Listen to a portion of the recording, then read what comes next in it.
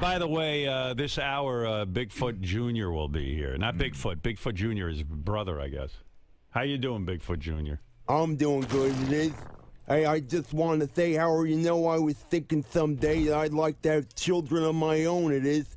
Because I'm getting sick and tired of having to kidnap and eat other people's. Well, good to see you. You're as funny as your brother. That's Bigfoot Jr. Well, Vermont, you know, I wanted to say, too, that fucking state's been up my ass again. If he keeps this sit up, I'm going to rape his sister in New Hampshire. Well, Bigfoot is upset with Vermont, Robin. I don't know if you know about that. Is that right? Yeah. Well, I know he always has trouble with his state, but he's going to rape the sister? He's going to rape New Hampshire. Well, you know, we don't approve of that, Bigfoot Jr. All right. So where was I? Bigfoot Jr. will be hanging out with us if you need to speak to him, Robin. Yeah. Right? You'll be with us for a little bit? Yeah, I'm right here. It is. Hey, and will someone tell me what's so good about phone sex it is? My balls, they keep on getting caught in the cord it is. Well, I'm not even going to explain that. I'm not going to explain phone sex to you, Bigfoot Jr. Well, would you explain this to me? The other day I went to a restaurant for an early bird special.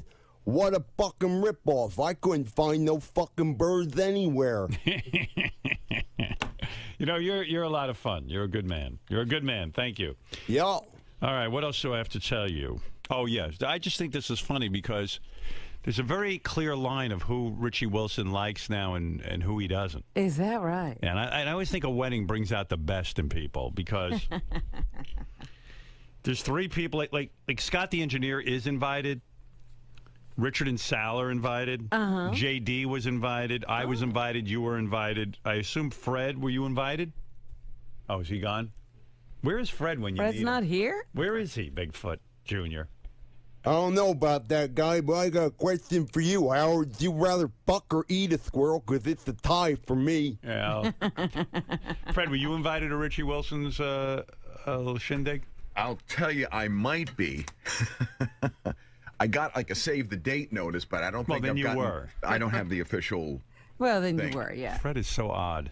Why is that odd? They don't send you a save the date if you're not invited. Save the date and no, don't come. they will do. No, they will do that. Like that. They go save the date and then they send you an official. Well, invite. yeah, of course. Right. But when they send, Bigfoot Jr., do you understand him? Yeah, I understand him perfectly clear. It is. He speaks my language, this guy. He's the only guy on the show you do understand, right? Yeah, you know, because I see Fred, he's always eating his pen caps, it is, and I thought I was the retarded one. No, when you get a save the date, Fred, that means you were invited. Okay, well. Yeah, okay. I misunderstood. Right, all right. Because, Robin, how many times have you gotten a save the date card and then gotten an invitation? Right. But it's not the same thing, is it? Well, no, it's not, but it indicates you're invited. So you just admitted it's not the same thing. Well, but they don't send save the dates to people they're not going to invite. I can't believe I'm arguing about this. This is why I have limited contact with Fred. And that's why I prefer it that way. I like all the email I get. Why don't you talk more to Fred on the air? Well, you talk to him. Right, Bigfoot? Bigfoot Jr., I mean. Yeah, that's right, Junior. Hey, I got a question. Where's Robin is? I can hear her voice, but I can't see her. Is she a dead ghost it is? She's a dead ghost, that's right. This is the ghost of Robin. All I know is if Robin, I can't see you, but if I find you, I'm going to fuck you like a wild mammal it is. That's why I'm lost. Well, Robin, you just stay away then. You want to hear from John Lieberman with some headlines? But so wait. Wait a minute. Yeah, who don't we like? So the following people, I'm assuming Fred's invited because he got to save the date. Well, according to you, I am. Right. Well, according to the universe, you are.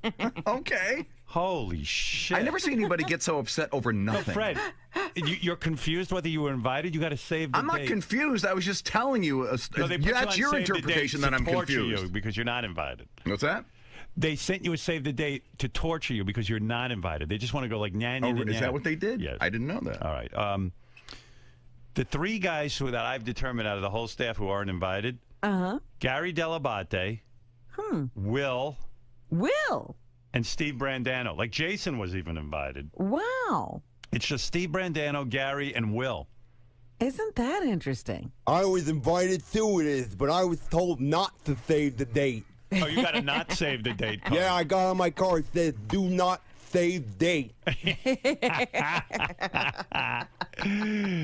Fred is invited, I assume, if he got to save the date Yes, card. yeah, they were mailed out about a week or two ago, so Right. maybe Fred lost. doesn't know that. I didn't get it. Okay, well, No, you got saved the date. No, I got one like months and yeah, months the actual and invites months just ago. went out. That just went out. That's what I was talking about. I did not get that. Jerk off. I'm not the jerk off, dude. You're the jerk off. Who's the jerk off, You. Bigfoot Jr.? Who's the jerk off? Oh yeah, he's gonna say he's gonna go against you. What do you mean you was the jerk off? I just jerked off out in the green room, it is, so I guess it's me. So why not Gary? Why not? I mean, like, if you're inviting it's almost like you've invited everyone. We forgot Lisa G. She's off. And Lisa G is off. Yeah. So, like, you sat down with a list of the staff and you decided, like, those 4 people are not coming. Yeah. Why? Okay, take them in any particular order you want. I want to hear your thoughts. We'll start with Lisa G. Right.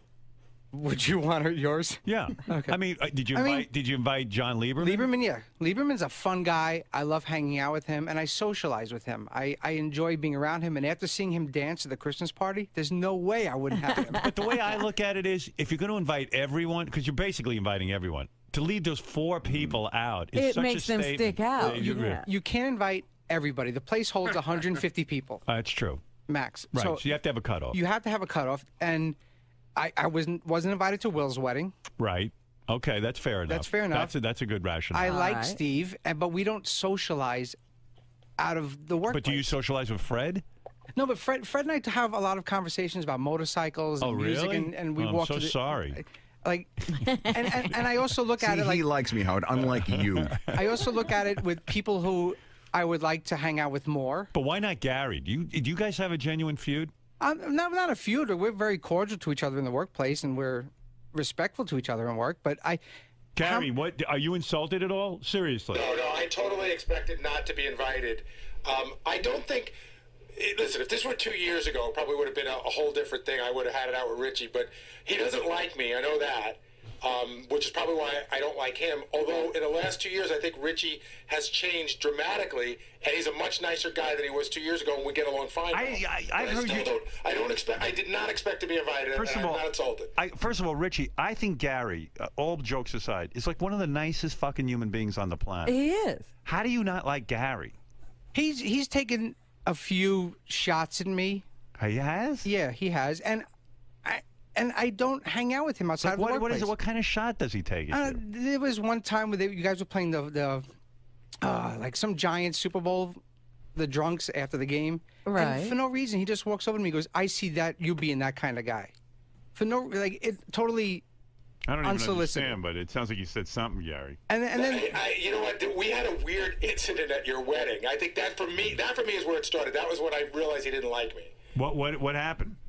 I went to go. He had a run-in with Sam Ben Ruby, and so I was standing next to him. I went to talk to him, and he gave me like the big palm, the hand, like get the fuck out of my face. I think he was like on the phone or something, which I didn't recognize, but it was really odd and really rude. And I was like, well, I remember leaving that night going, sort of fuck him, especially in light of what happened with him and Sam, because what happened with him and Sam was, Sam went up to talk to him at your wedding, and Richie wouldn't respond, wouldn't acknowledge him.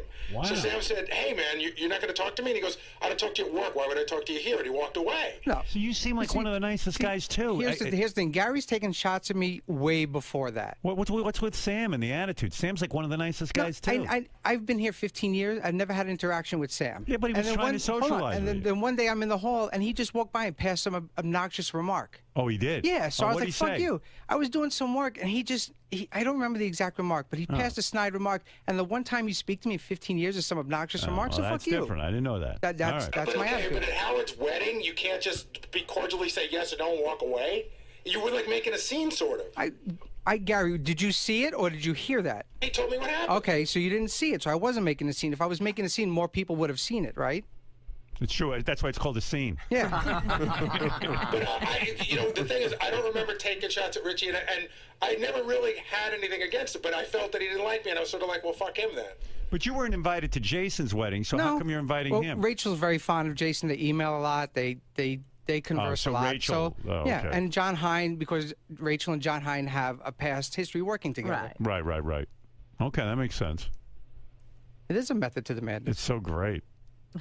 I love it. Like there's like things that go on here, Robin. We have no idea. I know. There are things out in the hall that happen between people. We don't have a clue. Clue me in, because I'm interested, because I respect you. You think Gary's lazy, right? Everyone says that. No, I don't think he's lazy. I've heard you criticize him behind his back and say he's lazy. I'll say this, because I'm not going to shy away from anything. I think in the past few years, and I'll probably be the only one to vocally say it here out loud. I think he's gotten arrogant in the past few years. Oh. I think he's developed a little bit of an ego in the past few years. That's interesting. I need to hear this feedback, because he works for me. So I don't see that. I mean, like, there was an incident once where I know he told the camera guy to turn it off so he could talk shit. Right. Like there was going to be a segment here once when a guy wanted to come in and perform some sort of fat injection surgery. Yeah. And it was on the schedule for a while, and I brought it up like, that's an open surgery in the middle of a studio. We can't have it. Right. And then he bitched like, who the fuck is Richie Wilson to do my job? Right. I don't think that happened that way at all. But the other thing is, I think that sometimes when I got here, Howard, you told me to take more charge. Right. And I think some people see that as arrogance. When you have to be in charge, you have to tell people they can and can't do things. And when you used to be a different person, some people get a chip on their shoulder about it. Well, it's not a chip on the shoulder. It's not when you say turn the camera off so you can pass a comment saying who the fuck is he.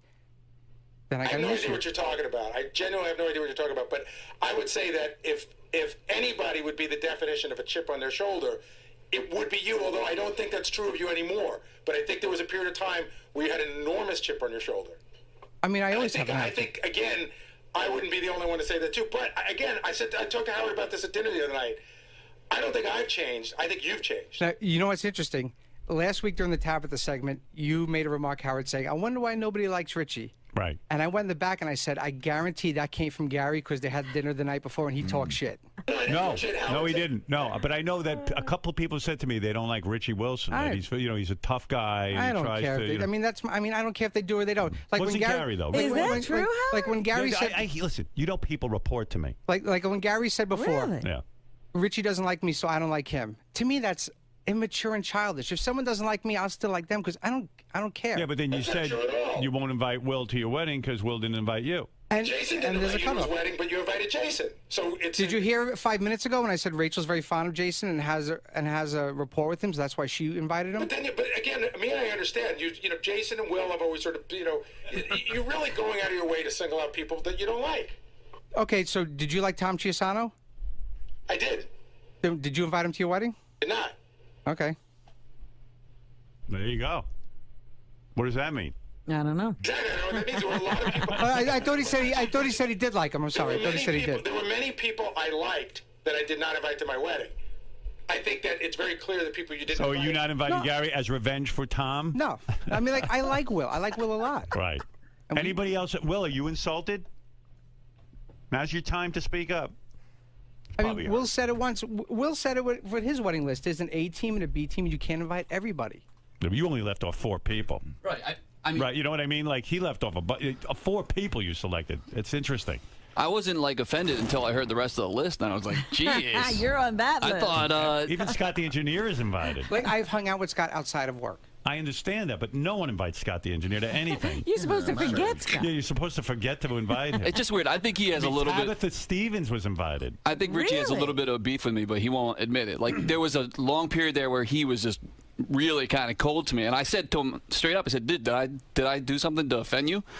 And he said no. So what am I going to do? I take him at his word. When he said that to me, I said maybe I have been kind of cold as standoffish, and we've been cool since then. Yeah, we've been good. I reflected, and I said, okay, maybe I love you. I'm sorry. I do. There was an incident once with Gary where he even did something fucked up to Rachel. Oh, really? Oh, really? I didn't know that.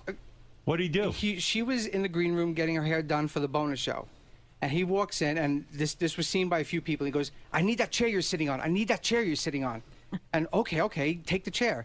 It was so he can get a haircut by Tony in the other room. Oh, I didn't know that. That was just that's not right. That was a shit move. That's a shit move. Gary, did you do that?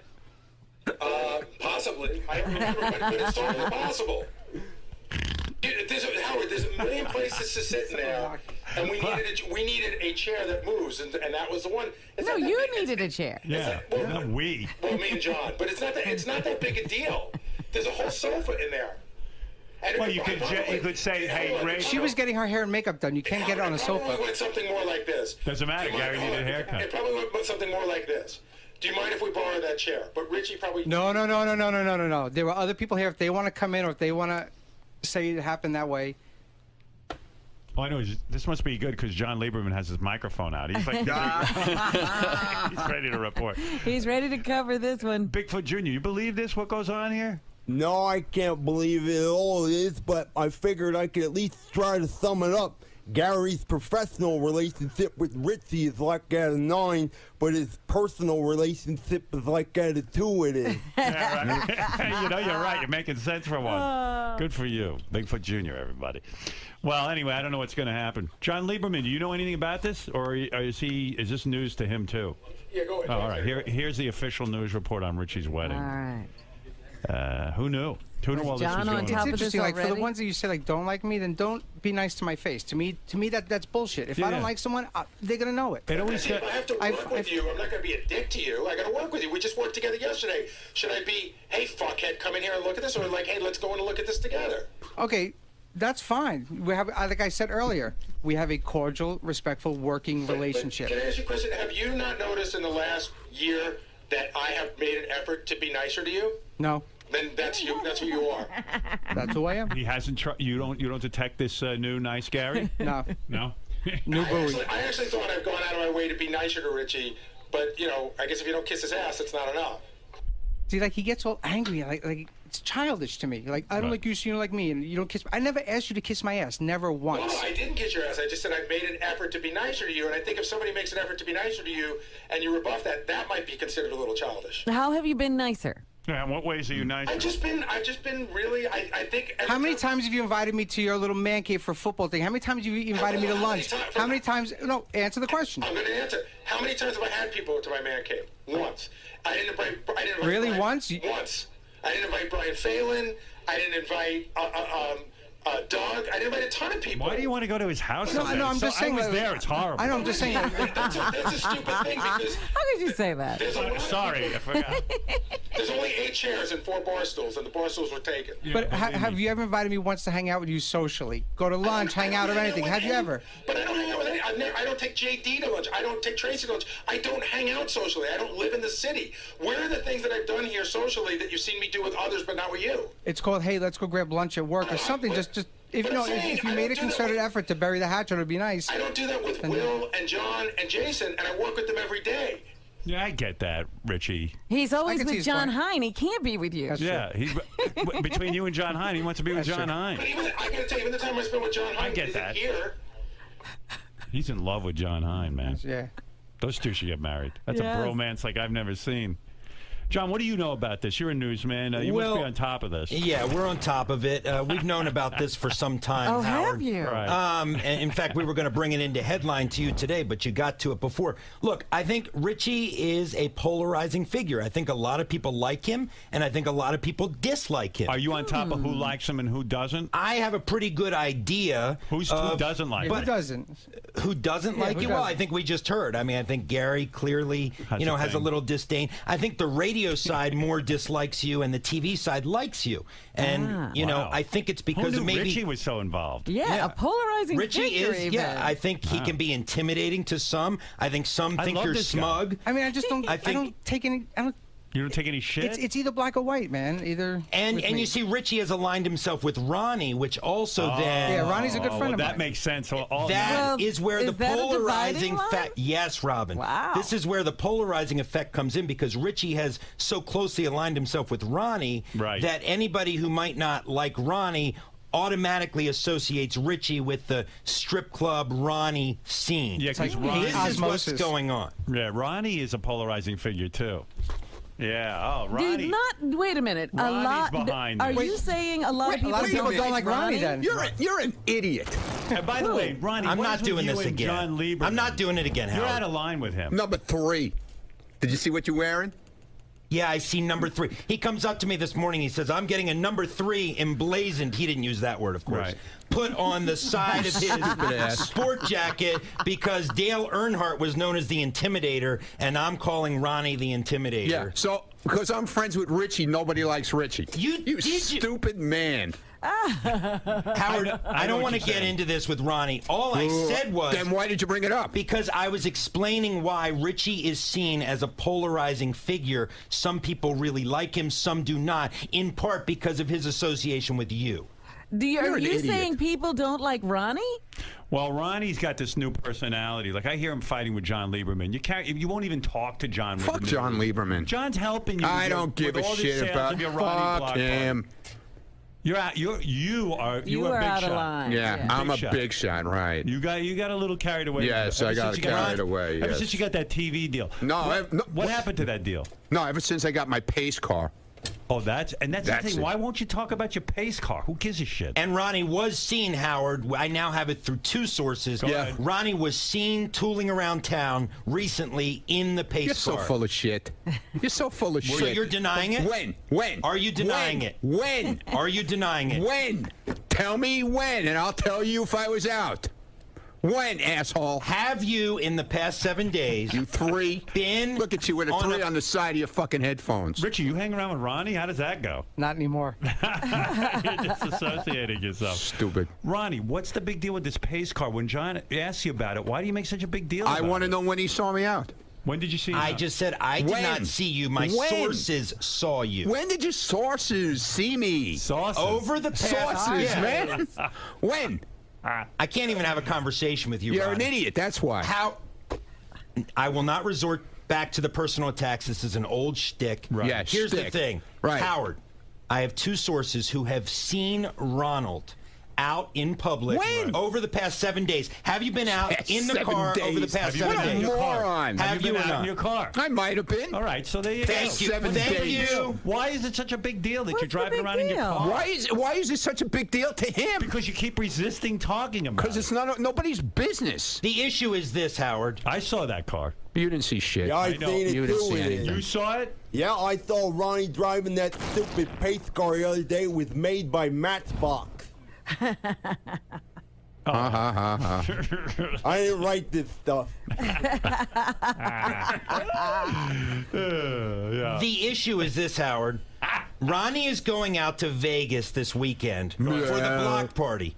I was assigned to cover this weekend in Vegas. I know, and he's saying that he won't He won't let have cover you? it. He has unilaterally somehow decided that I will not be let in to You're cover this going in. event. If you're not going in, I'm putting an end to the block party. What do you think of that?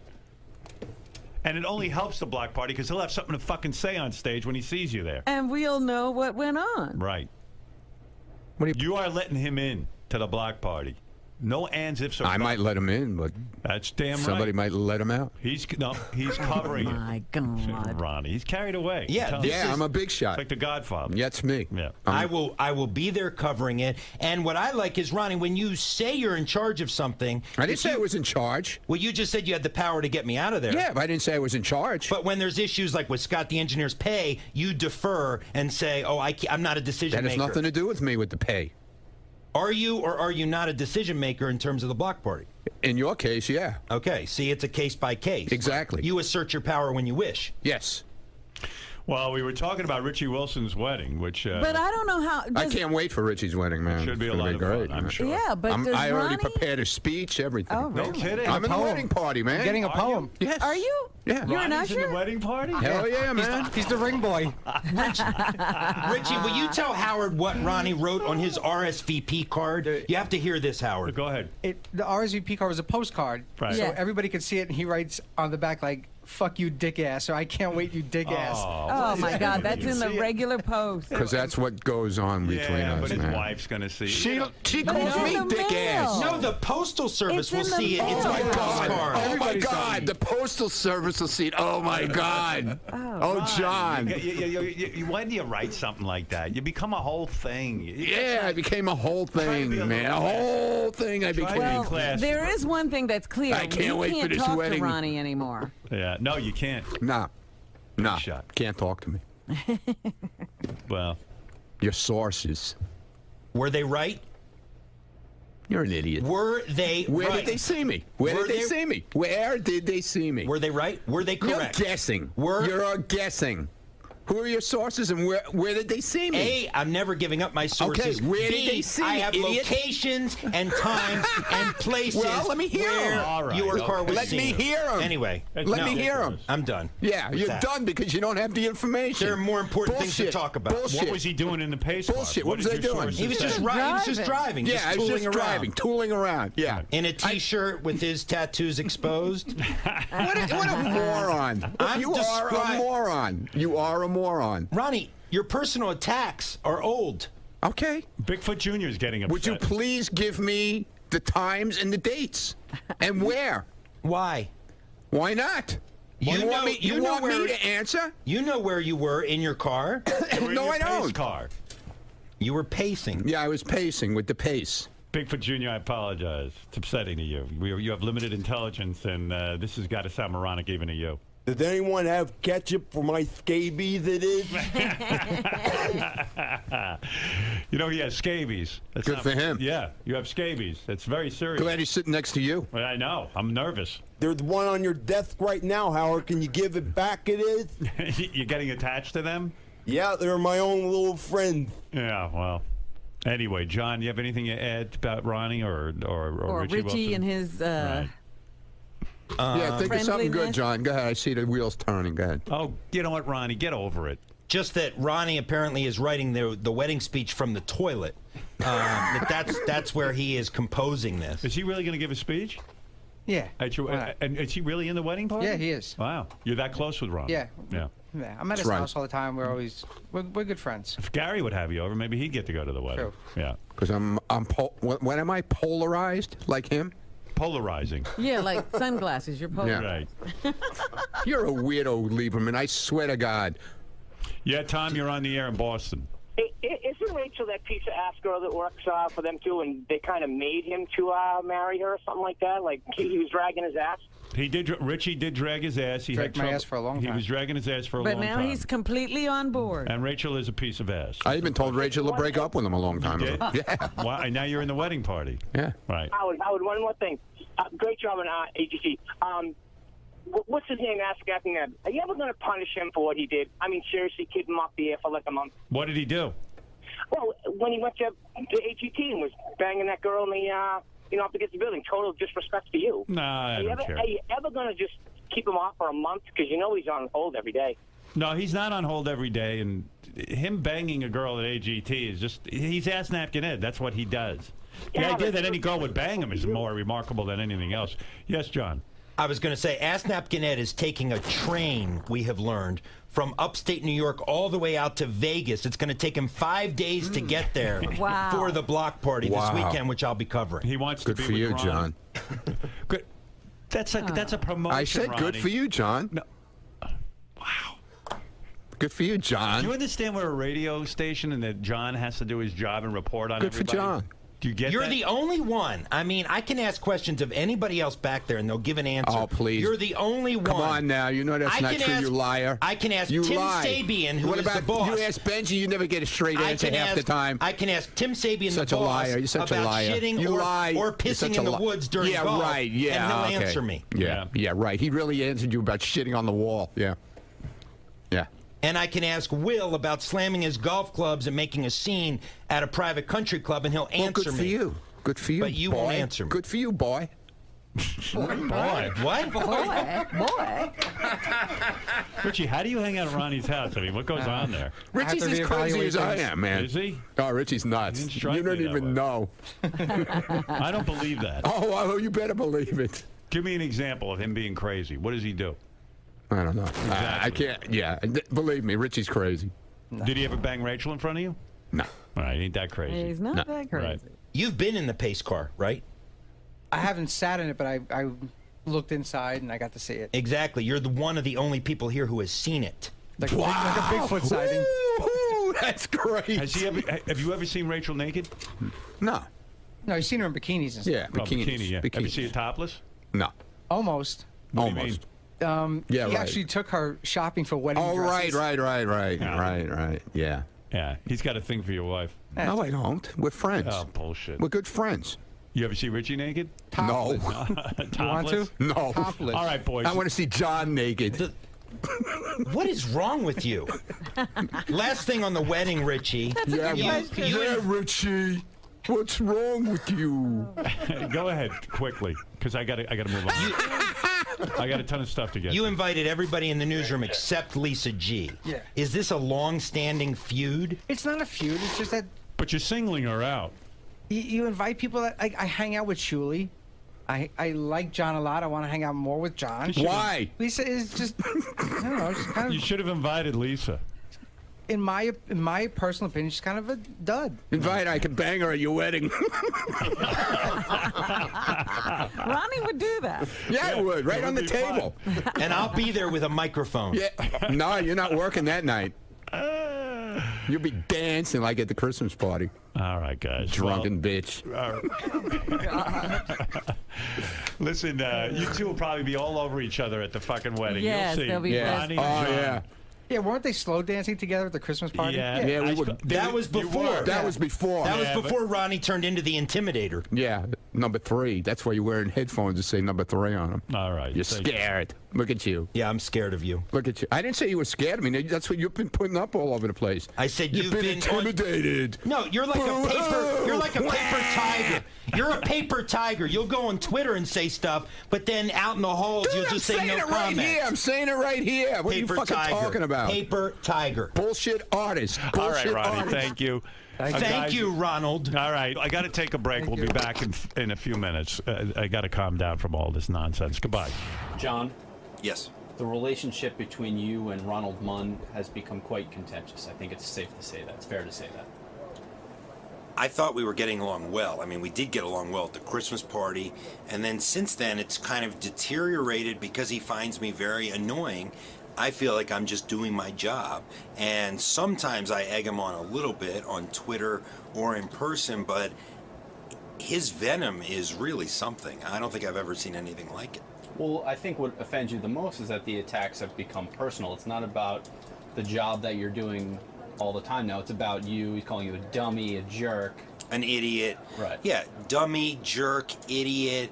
And the funny thing is that he's trying to attack my work and the credibility of my stories, but he hasn't once been able to say that any story I put on the air wasn't true or wasn't accurate. So that's one part. He hasn't been able to discredit any of my stories. So then he resorts to the name calling. The idiot, the jerk, the moron. To me, that's out of line, and I think you heard Howard agree with that too. Fuck him. That's what I say. Howard pointed to the fact that you're angry with John for simply doing his job. Do you agree with that? No. Why not? Explain. He keeps making these statements that he's got sources and times and dates and shit. I don't ask to see it. I didn't ask for your source, dipshit. But that's what journalists do.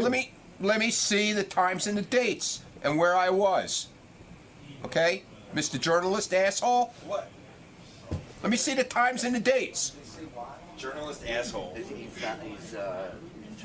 Hey, relax. I am. Relax.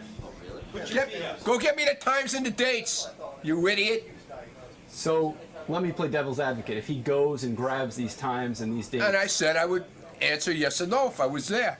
but at the end of the day, will that change your opinion on John Lieberman? No, you're still an asshole.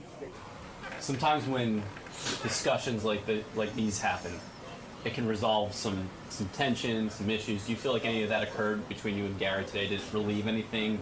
Was it good to air it out in the open? No, because it could have escalated to something even bigger.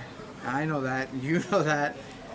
And I tried to take the high road, but when asked a question, I'm going to give the best honest answer that I can.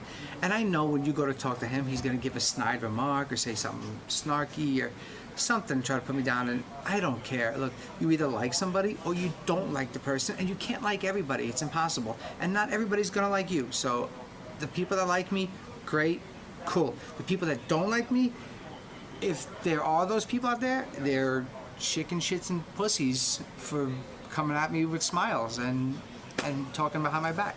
I said I thought I was being nicer to him, and I said I thought he's changed in the last year or two, and I think those are both positive things. I don't know if he saw them as positives.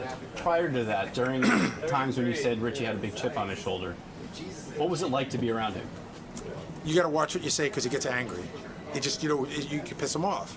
And I was sort of like, well, I'm in charge here. Why do I have to walk on eggshells around him? But he doesn't really work for me, so I don't really have any power over him. And so it's just a matter of coexisting and getting the job done, which I think we've done. However we feel about each other, I will say this: it's never affected the job that either one of us has done here. As far as your relationship with Gary and some of the things that happened in the past, do you feel as if he's glossing over them and choosing not to remember them the same way as you, or do you think he legitimately doesn't realize that he was rude to you on several occasions? I think there's a big case of selective memory here. I think he remembers things the way he wants to remember them. Hey, look, how many times during the show will he come in and say, oh, I know, it's this, and he's dead wrong. Selective memory, I'm just calling it with that. Some of the things that he pointed to as far as maybe comments you made or ways you treated him, you don't seem to remember them the same way. Well, I think that when, we all break each other's balls here. Right? So the comment, like when after the Giants parade, I could see you be one of those guys. Like Will and I, and a lot of people can make that comment. So if you like each other, it's a funny comment. If you don't like each other, then you take it very personally. I probably made the comment liking him, not knowing he didn't like me. So I think that if you don't like somebody, everything they say is magnified. Merman. Yo. It doesn't seem as though things got resolved. I mean, you guys are cool, but you still believe there was some underlying beef. Listen, this is clearly a move, like a fuck you move, to me. He could say it's, what was his excuse again? Oh, I didn't invite him to my wedding, and then Rachel and Jason are close, but, when fucking Scott's getting invited, John Lieberman, who's probably been here less than a year, I hung out with Richie I've been here over 10 years, and we hung out all the time early on. And yes, I didn't invite him to my wedding, but I didn't invite a lot of people here. He seems to have invited everybody but 3 people. So when Tabitha Stevens is invited to the wedding, and I'm not, like, how can I not be like, well, what the fuck? That's definitely a fuck you to you. As far as Will's lack of invitation, I think the one thing that got to him is the fact that there are only, 4 people, or he's one of the uninvited 4, whereas with his wedding, I think he had to make a lot more cuts, just given his scenario. Do you see it from his perspective at all? I kind of can, but also when you come out and say, wow, I wasn't invited to your wedding, grow up. You weren't invited. You're not going to be invited to every party. You're not going to be invited to everything that goes on. That's just the way life is, and it's my wedding. I'm inviting who I want. It's not a Stern Show staff wedding. It's my wedding, so I want to invite who I'm going to invite. I wasn't invited to Will's wedding when he invited a lot of other people from here. Did you go? Yes. There you go. And I've known Will a lot longer than you have. So what right does he have to get pissed at me? I mean, I'm not mad at the guy. I respect him for the fact that he came in and he said what he had to say. Like, that takes balls to do. And I respect that about the guy. Steve-O, who's become lost in this limited list of the uninvited. Right. It's yourself. Yeah. An innocent guy, a guy who goes about his business for the most part around here. For the most part. Pretty much gets along with everyone. Yeah. Do you feel hurt by your diss? Oh, see, it's very weird. At the beginning of the day, somebody came around and said, were you invited to Richie Wilson's wedding? And I said, no, but that's okay. I wouldn't expect to be. And I kind of felt pretty much what Richie said on the air, where, like, we get along, but I wouldn't expect to be invited to the wedding. Then, like, as it goes on, they go, all right, Will's not invited. Well, let me go. Lisa G's not invited, who I know Richie doesn't like. Gary's not invited, who I know Richie doesn't like. Will's not invited, who, I don't know, I'm on the fence on whether Richie likes or not. And then me. So then the question is either you're the one guy who didn't get invited, or Richie doesn't like me. So then as the day went on, it was more like, what's the deal, you know? But then, you know, he went on the air and talked, and he, you know, I was like, okay, now we'll find out. And like I expected, he didn't have anything bad to say. Hey, everybody. What's happening? Yeah. Well, it's a good day. Reading about Imus getting thrown from a horse. I love that. I thought he'd be dead by now, but he's going to live, they say. It's too bad. And I'm reading about all the Howard Stern imitators got on the air to make fun of Imus because they don't like Imus. But I'm wondering why they don't like, why. I know why I don't like Imus. I worked with the guy and had a whole problem with him. It's nothing personal for them. I'm wondering why I think they have a problem with him because I have a problem with him, and therefore... It's in the handbook. Yeah, it's in the Howard Stern handbook. So they have a problem. They're waiting for him to die, too, because they must have had the same problems that I had with him. Oh, boy. It's unbelievable. Nobody has their own personality anymore. Asswipe. That's all right. Asswipe. Hey, good morning, everyone. Where's Robin? Listen, we got to rehearse the band like real prontissimo because... Am I in around? You're in. I thought he was out. You should be out, but... Fred says you're in. I say you're out. We'll give him a... So you're out of the band. I just... You weren't here. You're lucky we didn't have a rehearsal yesterday. Well, there was a rehearsal, but it was in Reno. What happened to you? Why were you in Denver yesterday? Well, yeah, I didn't want to miss this conversation. The dog ate your homework? Yeah. No, that was... I flew from Reno to Denver, and the connection was at 6:30, and we sat and waited till like 8, and then got on the plane, and at 9:30 they said the brakes didn't work on the plane and canceled the flight. Said, tough crap, go find yourself a hotel room. That's amazing. What could I do? What could you do? What could I do? Hello? When was the... Avis? And I had... Why such a late 6:30 flight? I left Reno at 2:30. 2:30 in the morning? Your connection at 6:30? Because he takes the last... He wanted to have lunch. And Yeah, he takes the last available flight out. That's why. One of two, yes. There's probably a million flights he could have taken. But I wanted to stop off and drink. Not entirely wrong. How come you never missed a gig? But this gig you missed. How many shows have I missed? 10. Many. I'm not talking about walking out. I'm talking about missing. Who can tell the difference? I wanted to call in. I said, you know what? I'm not going to call in and listen to that. Yeah, why bother to call your job? Why bother calling him? Well, I mean, I not done well, especially when or contribute anything. I made sure you're there. Make sure you're there. Anyway, Lawrence Taylor... Okay. Lawrence Taylor will be here today. He'll show up. Yeah, LT will be here. I know that. What time? That's true. He's actually not shown up a few times. He may be on Jackie time. Right. I was in Reno. JPV. Germany's #1 radio personality is stopping by. Germany's #1. Yeah. That's why I came back. And Battle of the Bands with Tina Yothers. And all I know is... Gary said Tina Yothers' band was rehearsing here yesterday. Oh, they were here. Yeah, they were here rehearsing, and he said they were really good. You know, and you guys have not taken... You know what? You're like a group of people who are overconfident. Yeah. And don't we take have for to... granted that you can win no matter what. And we got to figure out how to end the song, too. We haven't even done that. End the song. Yeah, have you We ever haven't done gotten any of through that. it completely once? No. Robert, I haven't gotten through it. I think it's like the most important thing. That's the show part. I was in the office, and I heard some music, and I thought just John and Fred were in here jamming, and I go, wow, they sound really good. And the interest goes, aren't they great? I go, yeah. And they go, yeah, that Tina Other Band is really good. How did you think that was John and Fred? I don't know. Oh, they have horns? They have horns and all sorts of stuff. We don't use horns. We got rid of our horn player. Yeah, well, we'll beat them. Sure, how? I have score strippers coming in to massage the judges. I left nothing to chance. Oh, my goodness. And they won't massage them during the Tina Yothers? No, they'll leave during the Tina Yothers. Hey, who's going to go first? I think... we should. I think we should go first. You think so? Yeah. Yeah, give the people... What they want. Yeah, the people want us. Once they hear you, they'll turn her out. Right. That's right. Their ears won't work. You know, maybe we should go last because then, you know, because it's always last impression. Well, yeah, it's sort of like it's like a baseball game. Bottom of the ninth. You should go last. Maybe you want your performance forgotten. No. There's no right place to go. Yeah, We'll can see. you get another band in here?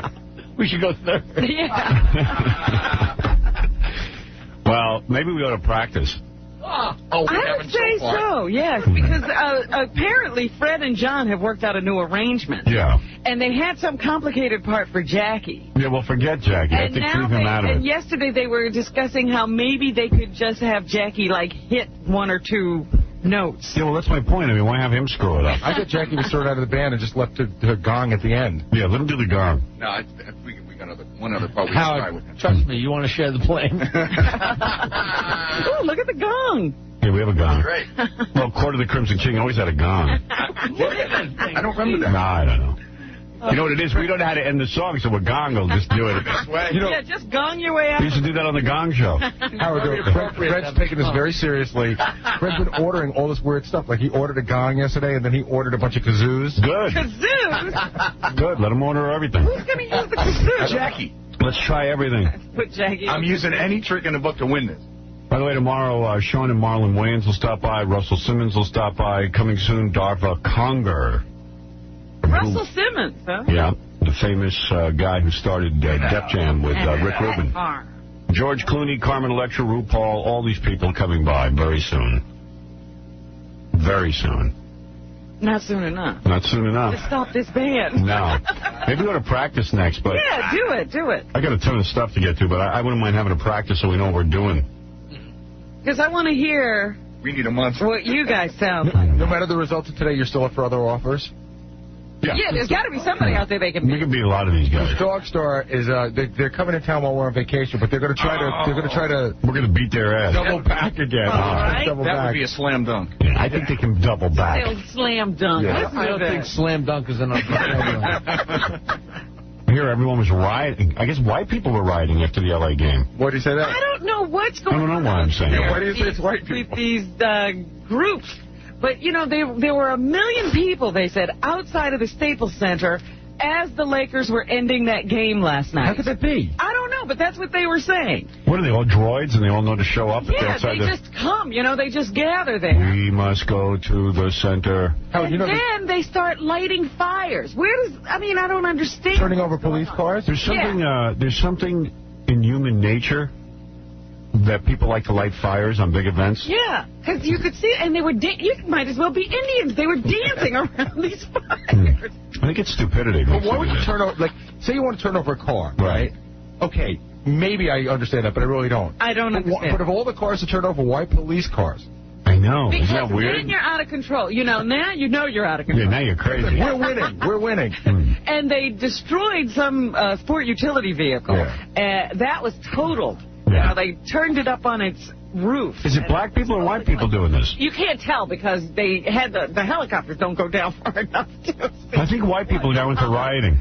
These people are. I think white people are like, wow, all the black people are having all the fun. Let's get in on this. And there was looting. Looting. Yeah. Free stuff. It's a riot. I'll take free stuff. Well, I was thinking remember with the whole Rodney King riot? Yeah. They showed somebody in the story. Remember this guy picked up a TV and he looked right at a television reporter and he goes, free stuff. Yeah. Keep it real. That's cool. Right. Yeah, and they call them the fans. The fans, please. People looking for an opportunity. The fans. The Staples Center The fans were inside the Staples Center. The Staples Center holds 20,000 Jack Nicholson get any free stuff? I don't know. But the Staples Center holds 20,000 people tops. Yeah, he got Larry Flynn Boyle. Where did the other 1 million people come from? How do 1 million people know to go there? I don't know. I don't know. It's odd. I can't figure it out. It's almost like they get secret messages. You can't get 1 million people to go to the parade when you announce where it's going to be. Yeah. I think they all have antenna.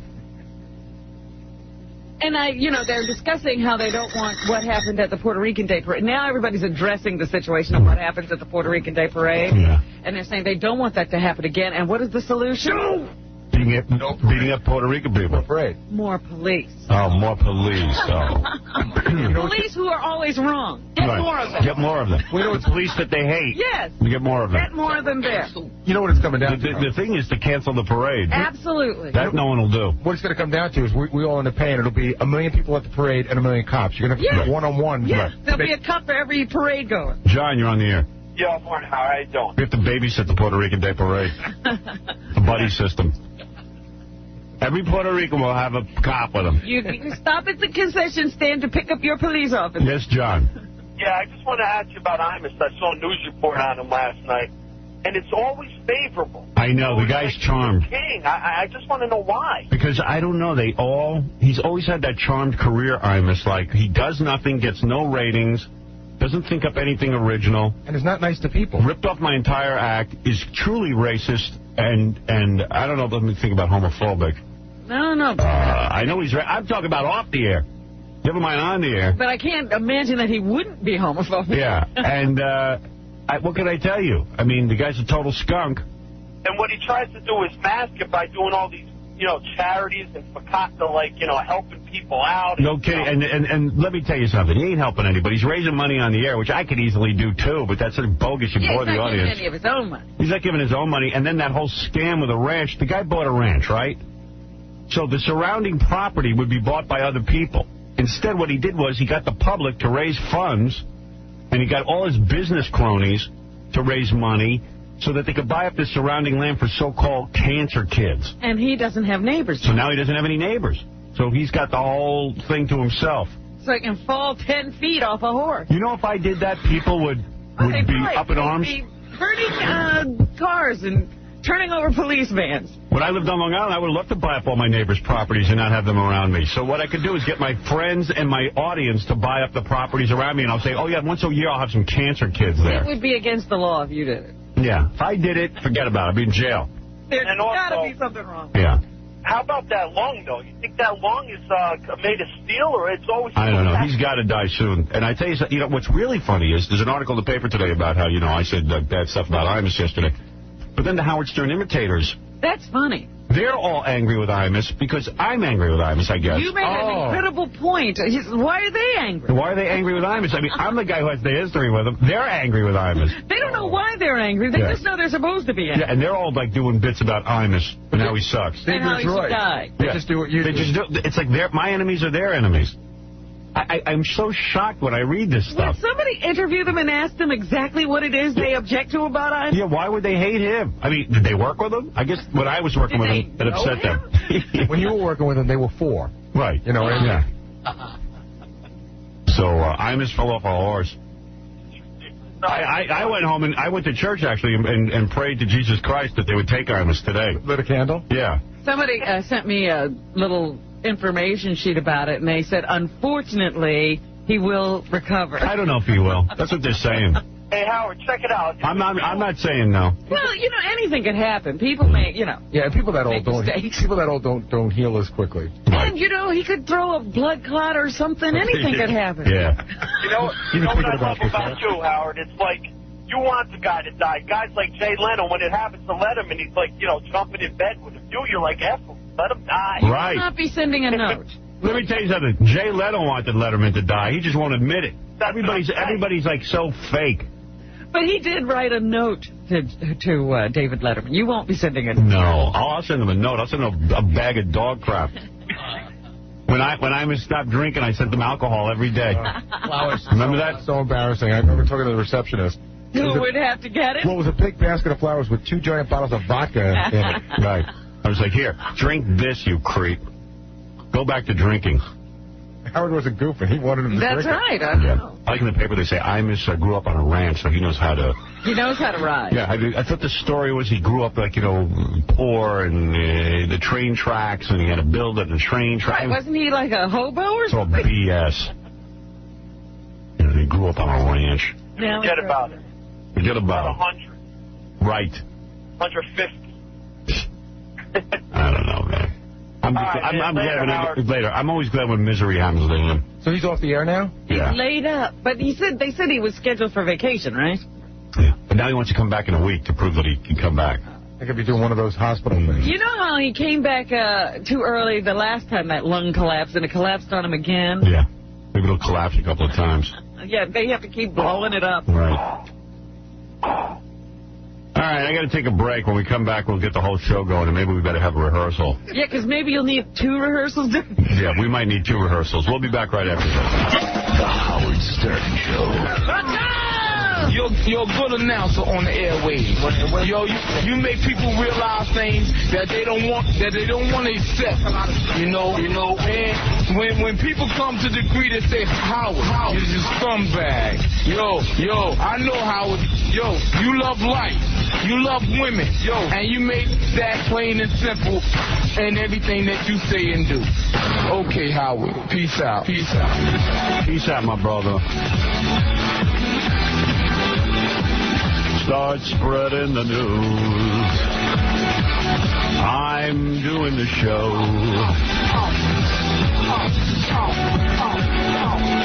I've got to be a part of it. I'm leaving today. I want to. This is so gay. What is this? What did they do? They took Frank and put him into some gay songs? Sort of house mix. Oh, Frankie boy. Good. Make all his songs gay. I hate Frank Sinatra. I never liked his music. I think he blows. I don't get it. Personally, I never did. I think I'm a better singer than Frank Sinatra. What do you think of that? Hey. Well. Start spreading the news. I don't know. It didn't seem all that difficult. Sell a few records, if I believe. Well, come on. I'm not going to do that. Sing like a competition. Yeah, let him come in here and sing with me. He's going to have a battle of the bands with Frank now.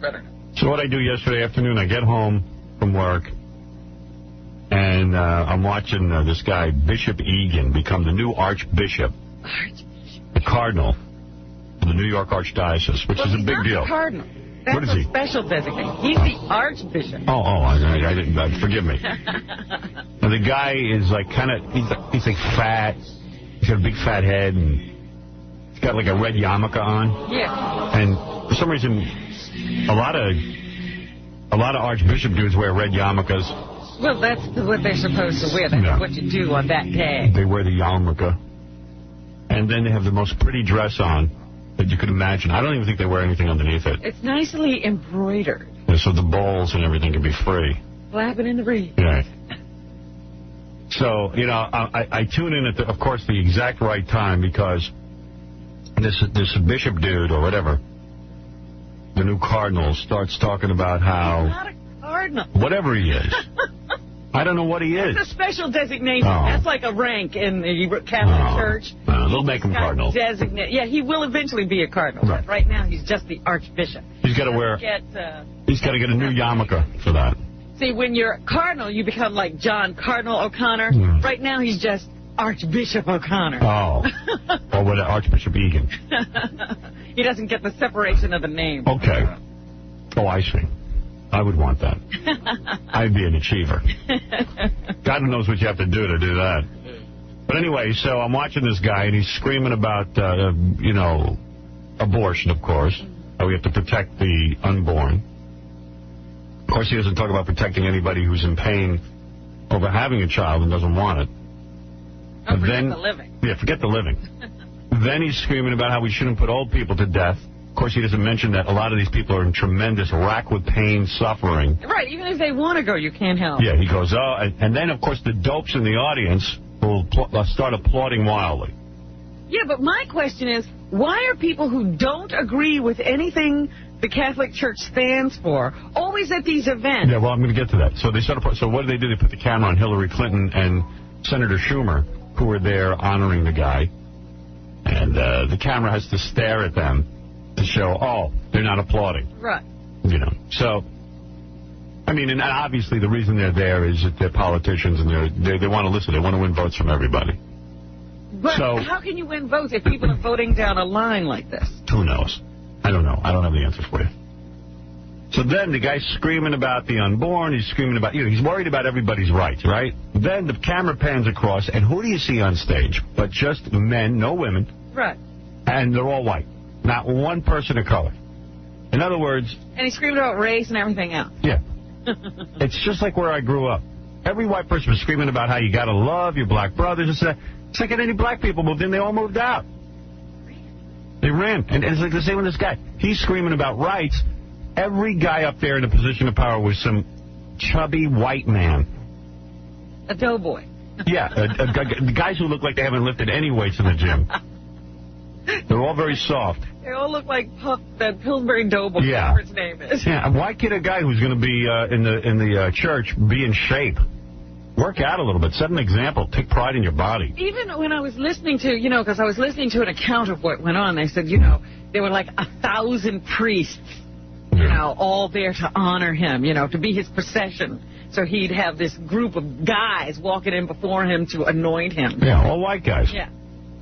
All chubby white guys. And he's going to tell women what to do. Right. They won't even touch women. Right. They're telling women what to do with their bodies. Bunch of chubby white guys. Who apparently have no libido. Yeah. Or have a libido that points them in another direction. Right. Has there ever been a priest that's been in good shape? I wonder. Like a guy who's built? No, I think part of the rule is not to move. Yeah, I think they're all very Rubenesque. The outfit is for Yeah, the outfit is for a guy who needs to cover up. It's a muumuu. Because when I was fat, I used to wear, like, big shirts. Yeah. Go for a guy who's shaped like a pear. Right. It's a muumuu. You can't look bad. So anyway, I was listening to this nonsense, this claptrap that they were broadcasting for the entire day. But I get sick of the hypocrisy of, a Hillary Clinton and a Chuck Schumer rushing to be there, knowing that they're going to be publicly embarrassed. Yeah, well, we like you. I Believe guess me, it works for them. she's been through worse humiliation. This is nothing. Well, Chuck Schumer, then. So, that was that. And then, of course, Ronnie told me this morning, because he watched the Laker game, I guess, but he said, it's unbelievable that after the Lakers won, which, by the way, I guess I'm disappointed. I would have loved to have seen Indiana win. No, I was glad the Lakers I wasn't. I was glad, because the Indiana Pacers beat the Knicks so badly. I was glad they won. Well, the Knicks deserve a beating. They're so bad. Well, certainly, Indiana was the best team to go to the playoffs. Yes. The Knicks would have folded in 4, for right. sure. Oh, the Knicks. Yeah, they would have limped off the court in 4. I would like to see LA get beat, but they didn't. And then everyone started rioting, which is just an excuse for, like, some people to go get free TVs and stuff. And they supposedly turned over police cars and burned one of the police cars. 2 police cars, and then I don't know who belonged to this van that they turned over. Sean, I know 2 police cars. you're on the air. Cool. Well, let's do it. I'd just like to thank you and Alvin for your constant stance against organized religion.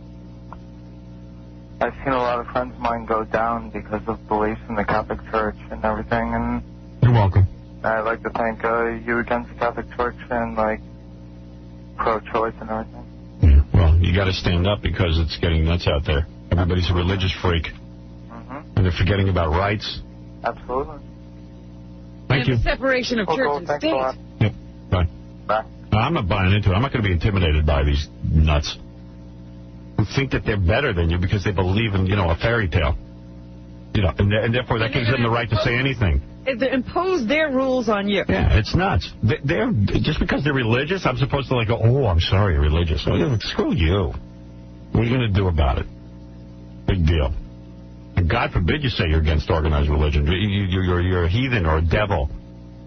Everyone's afraid to speak out about anything. You should see the letters I get about speaking out about Bruce Springsteen. You would think that people pray to this idiot. Bruce Springsteen. But you got to speak out. I got a letter the other day that makes me feel good. Dear Howard, I'm a 19-year-old bisexual guy from California. I have my alarm set so I can hear you as I get up and get ready for class every morning. The reason I'm writing is about the show that aired today. It was great hearing you stand up to that Dr. Laura jerk about being a homophobe. Thank you. I'm not 100% straight, and I never hear from people on my side. I even had a teacher in high school telling the class he felt gays were disgusting. I'm not obvious, but it still hurts when people I care about tell me they think people like me are garbage simply because we like people of our own sex. I noticed that the Bishop Egan didn't mention tolerating people who have different sexual desires. He's worried about the unborn. He's worried about killing old people. But I didn't hear him say, hey, and how about being tolerant to gay people? How about just being tolerant? Right. I didn't hear him mention a thing about that. While I was listening, all I could do was cheer on. Thank you. Dr. Laura is a vulture-necked bitch. That's true. She has a very strange neck. She says, I was laughing and crying at the same time. Thank you, Howard, for making me feel like I'm not alone in the world. Speaking of Dr. Laura, do you know whose endorsement she got? Remember last week I told you the Southern Baptist Convention decided that women didn't belong in the pulpit? They also endorsed Dr. Laura because of her views on gays. So she's in with a good group. And I understand that President Clinton is a Southern Baptist. Yes. Well, he should be proud of that. Tiger Woods evidently was cursing so badly during the U.S. Open, and it got on TV. Yes, I was hoping we could get that tape. Yeah, I'd love to. Let's see. It says here the 24-year-old sensation had nearly finished another stellar round when he hit a shot into the rocks along the Pacific Ocean on the 18th hole at the Pebble Beach Golf Course late yesterday morning. This is 2 mornings ago. It was several mornings ago, actually, early last week. Instead of a polite 4, which you're supposed to, yell out, Tiger let loose with a string of nasty words that caught an NBC microphone by surprise. He even included the F word. Woods, the sport's #1 attraction and role model. F you. Well, I guess you're supposed to curse. Apologize for the outburst. He hit a bad shot. And he didn't. He was cursing about it. So what? A lot of said how he was at peace with himself last week, and he's never been so calm and feeling so mellow. Right, and that's why he was pissed that he missed this shot. He's mellow after he wins. Wow. Mike. How you doing? You're on the air. I just wanted to let you know that you really should remove that guy Ralph from your Rolodex. He's going to get you into some serious trouble.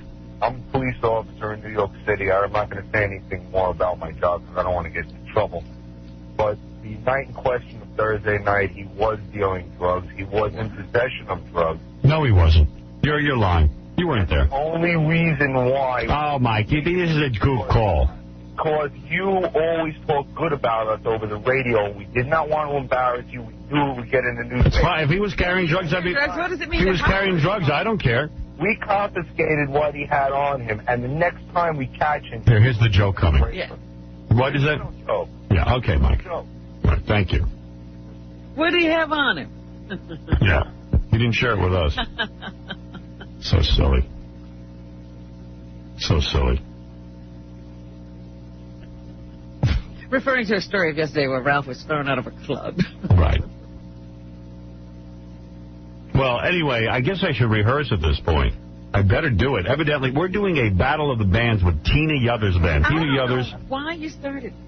Because I see all these celebrity bands like Russell Crowe. I heard his music. We're better than him. And I challenge any of these celebrity bands. So we have some top record company guys coming in to judge. And we're going to take them on and battle the bands, and we will win. And you will be able to take defeat. You won't argue with these experts. I probably will argue, but I think we'll win.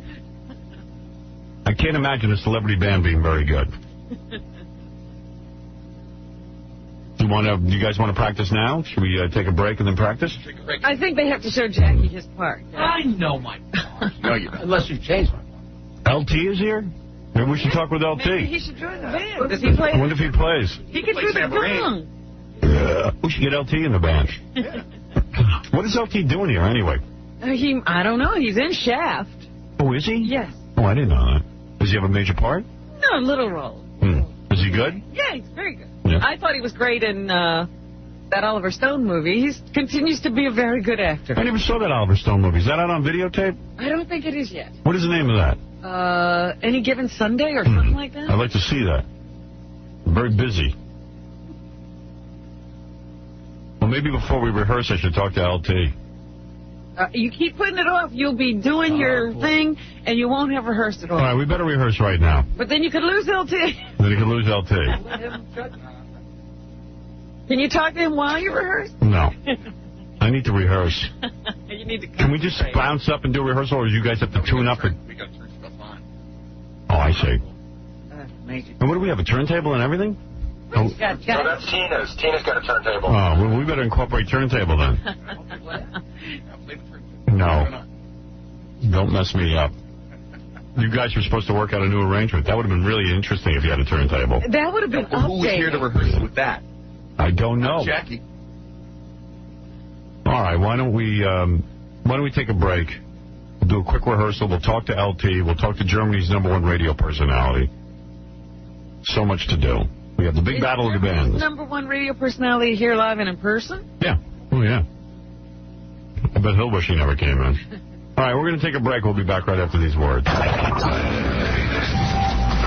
Stern Show. Howard Stern. You're listening. I'm a very bad person. To the Howard Stern Show. I feel a lot better about myself, and I don't have to wake up with a hangover in the morning. Yeah. Keeping it real up in the field. All right, before LT gets in here, I'm going to do a quick rehearsal with my band. We're doing Battle of the Bands with Tina Yothers' band today. Any celebrity bands that come in here, we'll battle of the bands with them. We're offering you the challenge. Keanu Reeves, get in here.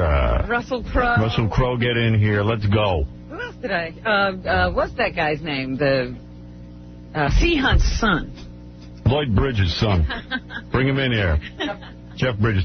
You know, there's all kinds of yelling and arguing going on in the rehearsal here. What's happening? Well, Fred supposedly worked on this, and then, of course, he has I can't hear you. You don't have a microphone. Don't see any black children. Daddy, thank you for digging into the basketball game. Oh, son, I'm trying to understand your people. Mel Gibson was in the audience. Wow. So, yeah, the stars turned out. What a night. For L.A. Here's Shaquille O'Neal. Daddy, can we have some cotton candy? Son, you should watch the game. You're black. Yeah, Daddy. You're a black Jew. You should be proud. Who that over there? That's Whoopi Goldberg, one of yours. Yes. Here's Shaquille O'Neal again, number 31. We knew that we kind of had to get this. Remember, we going to get that. We knew we had to win the game. They would do or die. We died. We time to do. It was a close game. Low. Well-played game. And within the last 2 minutes, all the balls bounced our way. Shots went our way. Sometimes things went our way. Sometimes things don't go our way. This time they did go our way. And, of course, there was a 21-year-old Kobe Bryant picking up his ring for his first championship, and he was a very happy man. Here's Kobe. What number, Robin, please? 34. We did it for ourselves. We did it for the city of Los Angeles. We supported us all year long. And it's been a long drought, and it's finally here. We should record a song. Low song. Well, Kobe try to do it. Considers himself a rapper, and he has an album coming out. Shaquille has been rapping for years, and he has a new album coming out. Now, son, after the Lakers win, there's going to be a riot. I want you to participate. Why that, Daddy? Because a lot of your people might be out there. And I want you to go out and take your television set. You should be very angry with the white man. That's something you're going to have to learn. But Daddy, you's white. I know that, but I have to teach you. Forget about it. The white man is the devil. But Daddy, now go get me some golf clubs. All right, Daddy. Now, when the people start rioting, what should I do? Well, you need to burn some police cars, because you're supposed to hate the pigs. Now, you go out there, and if anybody comes up to you, try to talk as black as possible. All right, Daddy. All right, now go turn over a cop car and set fire to my ex-wife. I want my money back. Low. And try to look like Shaquille O'Neal or Kobe Bryant. Now get out of here. Yeah, Daddy. Tough love. I'm good. Yes. Reggie Miller and the Indiana Pacers played valiantly last night, but didn't have enough to close it out. No. Here is Reggie Miller, a disappointed Reggie. What number would that be? 8. Number 8. Number 8 is a disappointed Reggie Miller. We were measuring this somewhat like a heavyweight fight. We wanted to win each quarter and count those as rounds. We won the first 3 rounds. Low. The most important one, and that was the 4th round. Now, don't sound like him, son. He sounds too white. You should sound more like Stack. Try to talk like this. We won the game. We won the game. We won the game. We're there. We did for 3 quarters, and then we stepped up, and then Kobe stepped up. You know everything in the last 2 seconds? Yeah, 6 seconds. Yeah, I'll count the bounces on the ball. Son, it's over. Number 10 is Kobe Bryant. Giving credit to their coach, Phil Jackson. Son, I want you to study the tapes of Kingfish. The thing that Phil brought to us was obvious. The thing Phil brought for us. And the confidence and the belief that the system works. because we've seen it work firsthand for 6 championships. So if anything, we just had confidence. Remember this, son. The Spielbergs are black and proud. Yeah, Daddy. Of course, Larry Bird coached his last game. He said he would coach for 3 seasons, and he is making good on that promise. Really? That was his last game last night. Yo. Not cut out to be a coach, so... what's he going to do? Here's why the Indiana Pacers lost. He says it's the MVP, Shaquille O'Neal. He's the most dominating player in our league, and he's powerful, he's strong, he's able to get the ball in the hole, he's improved immensely. He's just so dominating that they have an opportunity here to do something great for a number of years. Well, don't discount Phil Jackson. He puts together these great players and gets them to play. Yeah, but, Shaq was there last year and didn't win. That's right. No. Son, try to talk like a basketball player and people will toss you their wallets. Then you get it. What Phil Jackson did with that team. Son, wear a kufi. And you can go out there with all your brothers and have fun. White people are petrified of the kufi. Well, thank you, Daddy. With a kufi, you'll look like you'll fit in with your people. We Spielbergs are black and proud. Remember that. We wear the kufi. Thank you, Daddy. Also in the news, people are still talking about Tiger Woods. He don't sound like Tiger Woods. He's going to get his ass kicked. The U.S. Open on Sunday by 15 strokes, which is the widest margin that anybody has ever won any major golf tournament. And apparently, this has excited people in the inner city, gotten them all excited about golf. Here's Lisa Woodcox, who's the executive director of the First Tee of Michigan Foundation, a program that fosters any inner city interest in golf. What number is this? Number 5, she says that inner city kids have increased their interest in golf since Tiger Woods became a pro. Same Woodcox? There's been interest in the in golf for minorities. It has been there from the beginning in 19... Son, I don't want you playing golf. Even though these inner city kids are getting excited about it, you need to stick to basketball and street games. 1993, and it's just continued through today with the First Tee program. Go out there and bang a few white women during the riot. Thank you. Well, golf could become an all-black game if this kid's... You never know. Oh, great. Son, I want you to hang around with LT and OJ. Well, thank you, Daddy. They play golf. Yesterday here in the city, our new Archbishop designate was, whatever they do, sworn in or coronated or whatever they do. In a big nightmare service, he just started yapping about abortion again, and you can't kill old people who are in pain. Oh, it's unreal. It was so silly. And then, of course, they pan across the stage, and you see that everybody up on the stage is a fat old white guy. Well, he talks about... injustice. Tolerance. Yeah. People of different races. Right. We'll see how nice this guy is to gay people. All right. So anyway, we have a new Archbishop, Archbishop Egan. Archbishop Jackie. Oh! And, of course, Hillary Clinton and Rick Blasio, Chuck Schumer, all the big politicians turned out for the party. Messed up traffic in the city for a while, but now that's over, and he's in place. Meanwhile, the Supreme Court, a sharply divided Supreme Court, decided yesterday that you can't even have student-led prayers before football games at public schools. Good. Apparently, I guess in some places, kids were getting together before the games and praying about the games, and the outcome of the game. And they were doing this on school property. And so I guess somebody objected to it, and they went all the way to the Supreme Court. And yesterday, the majority of the court said that it was exclusionary, that if you were doing something like this, it may make people who don't hold your beliefs feel like outsiders, and therefore you can't do it. Now, son, after the basketball game, there's a good chance that they'll be rioting. And I'm going to send you out there because you're black, and I think you need to do this. I don't want to be white-centric. And this is your first riot. That's right. This is your first riot. Now, if you run out of things to say, you shout out, OJ is innocent. Now, let me hear you say that. Okay, Daddy. OJ is innocent. That's it. O.J., I'm innocent. O.J., I'm innocent. That's it. They're good. All right, go ahead, son. Senator Ted Kennedy. Say this. Where are the white women at? Oh. Not you, Ted Kennedy, son. Aaron, where are the white women at? Was on the floor of Congress yesterday promoting a hate crimes act.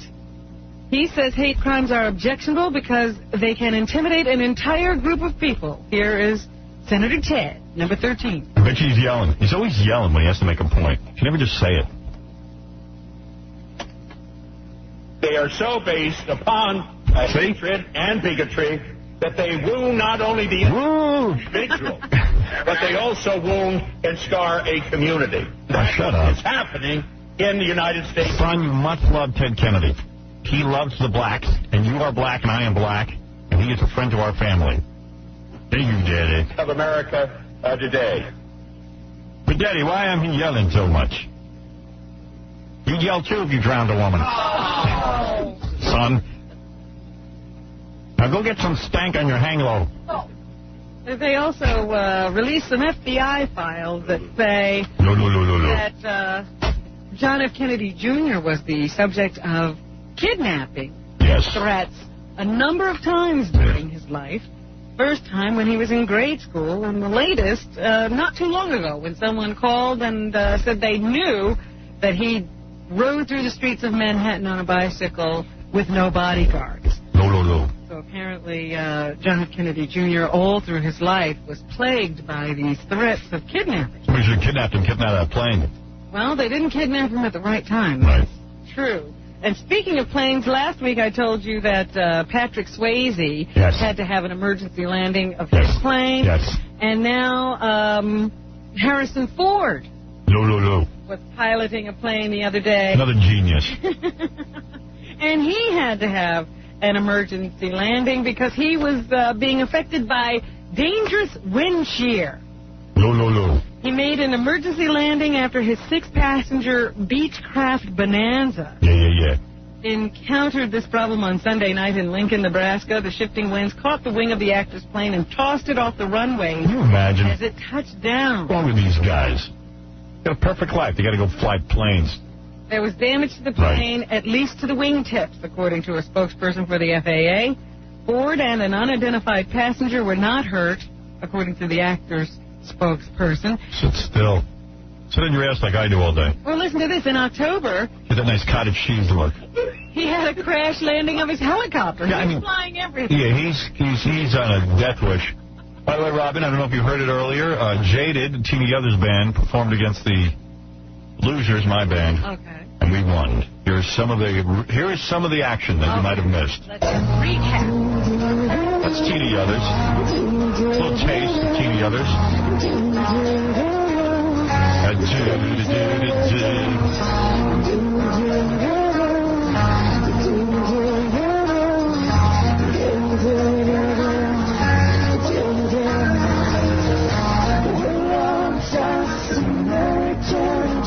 And then we beat them. 5-5.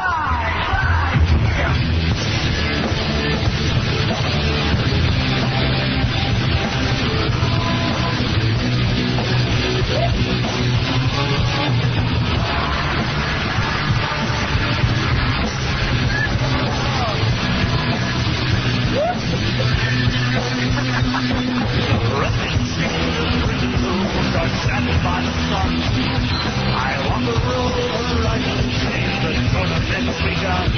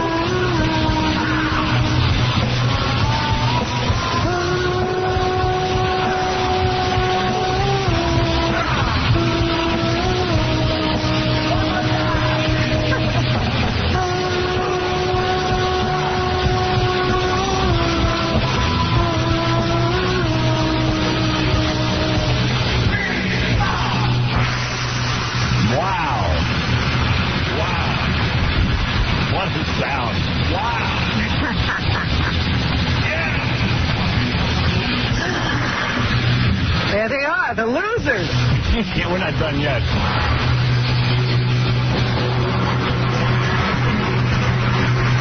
That bag was flying off Scott's head.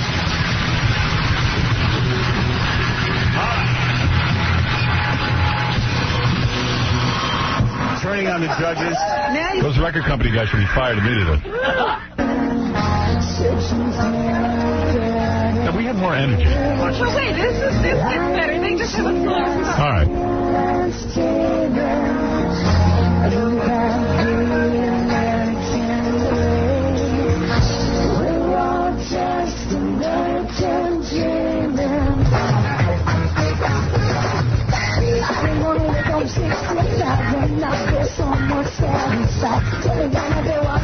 No, we had a certain something.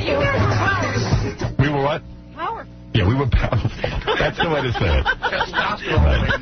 We had a lot going on. Yeah, you were definitely powerful. Yeah, we do very powerful songs. All right, we're going to take a break. When we come back, more news, and then we're going to get out of here. You're listening to a man who thinks a little knowledge is a dangerous thing. That's why he refuses to know anything. Howard Stern. Who is this? Who is this? They're great.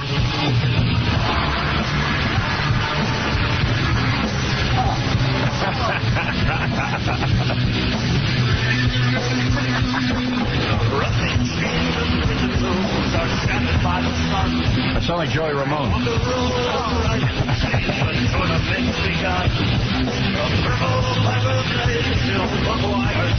I have a definite style.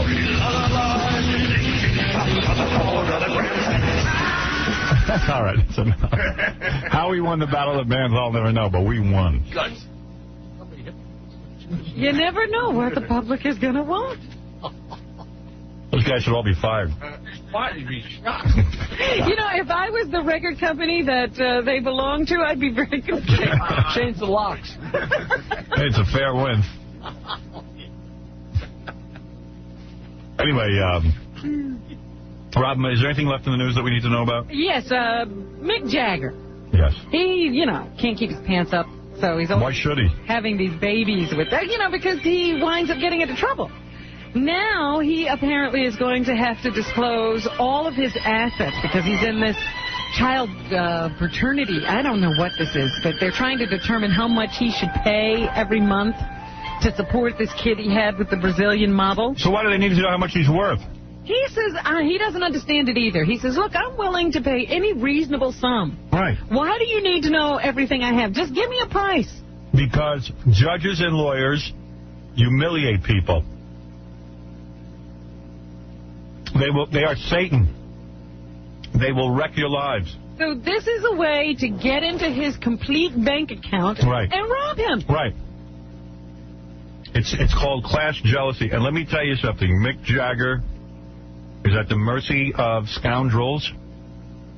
There is no reason in the world, other than a power trip, that someone would say, reveal all. Why?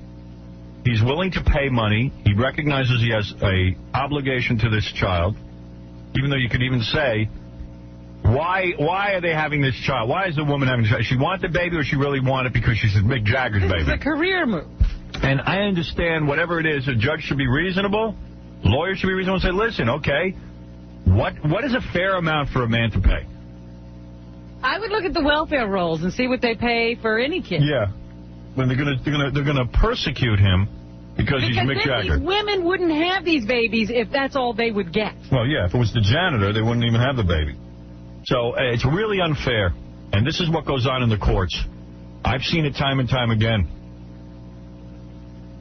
It's ridiculous. Morad, the woman in charge, testified that she needs over $70,000 a year in plane and car costs for the baby and his nanny, and $2,900 a month for security when they're in the United States, as well as $5,600 a month when they're in her native Brazil.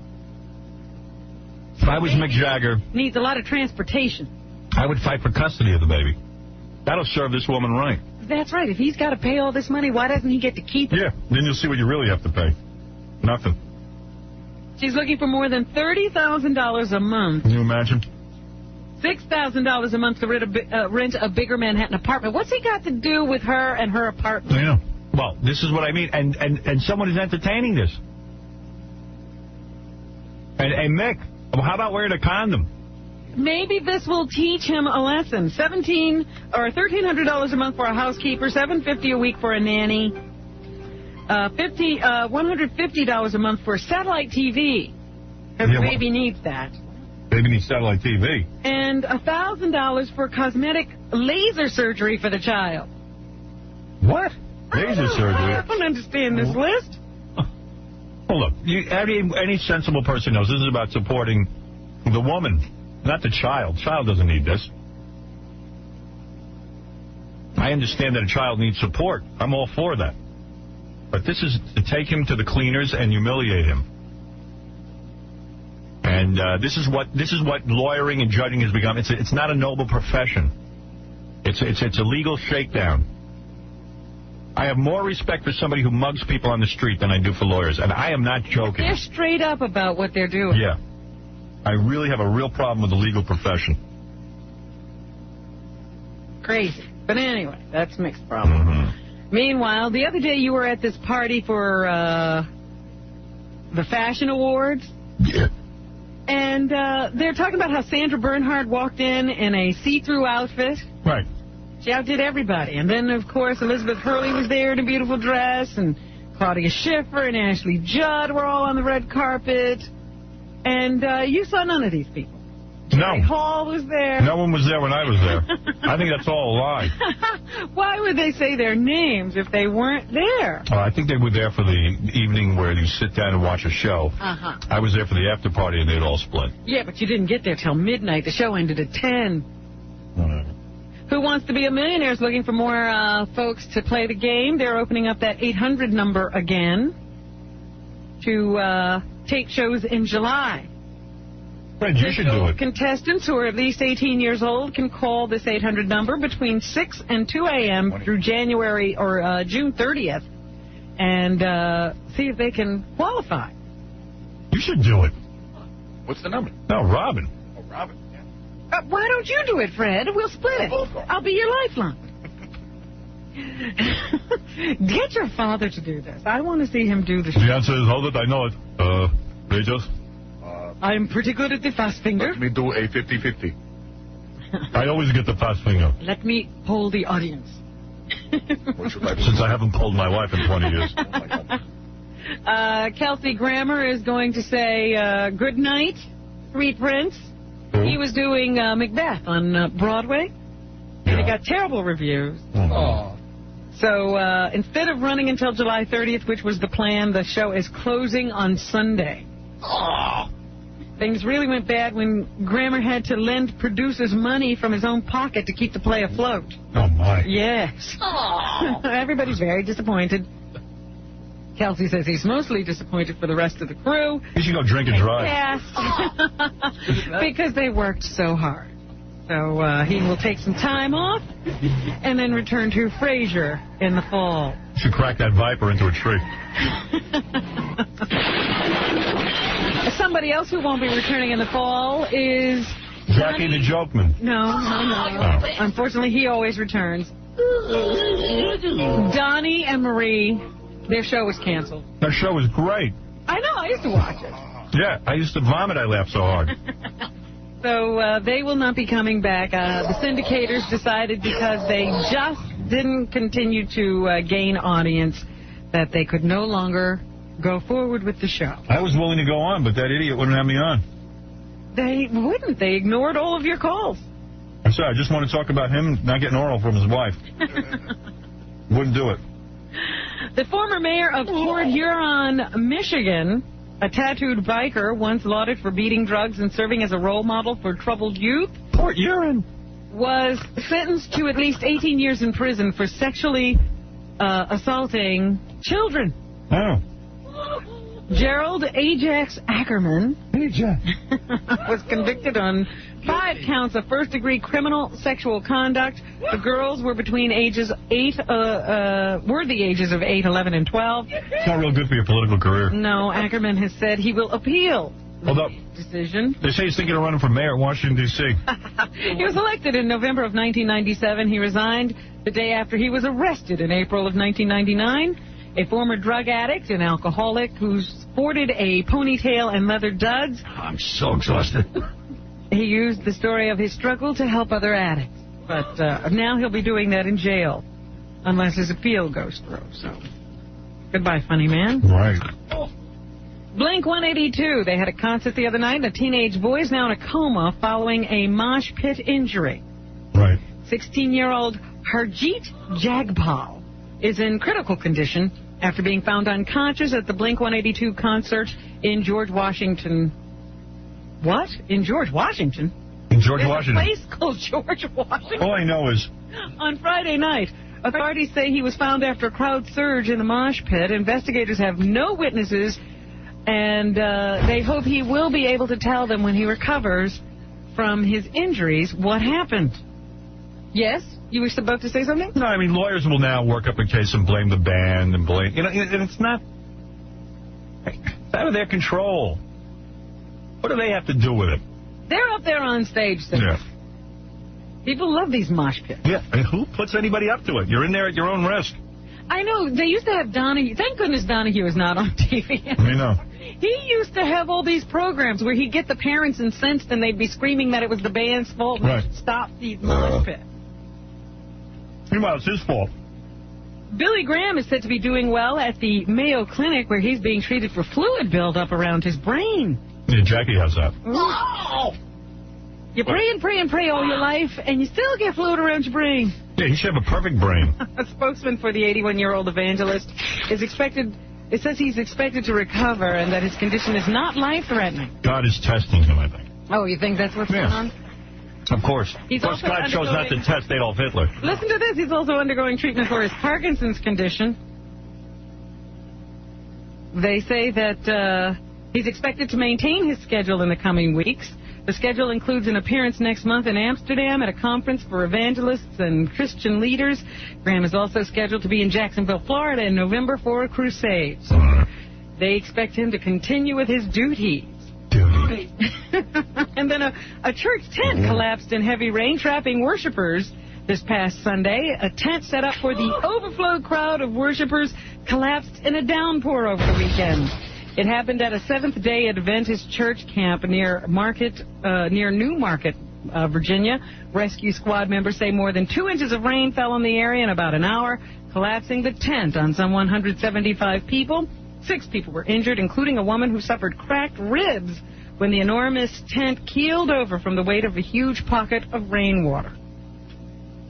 Could Chris Rock be the $6 Million Man? No. Chris Rock, the comedian, who some say is the funniest man in America.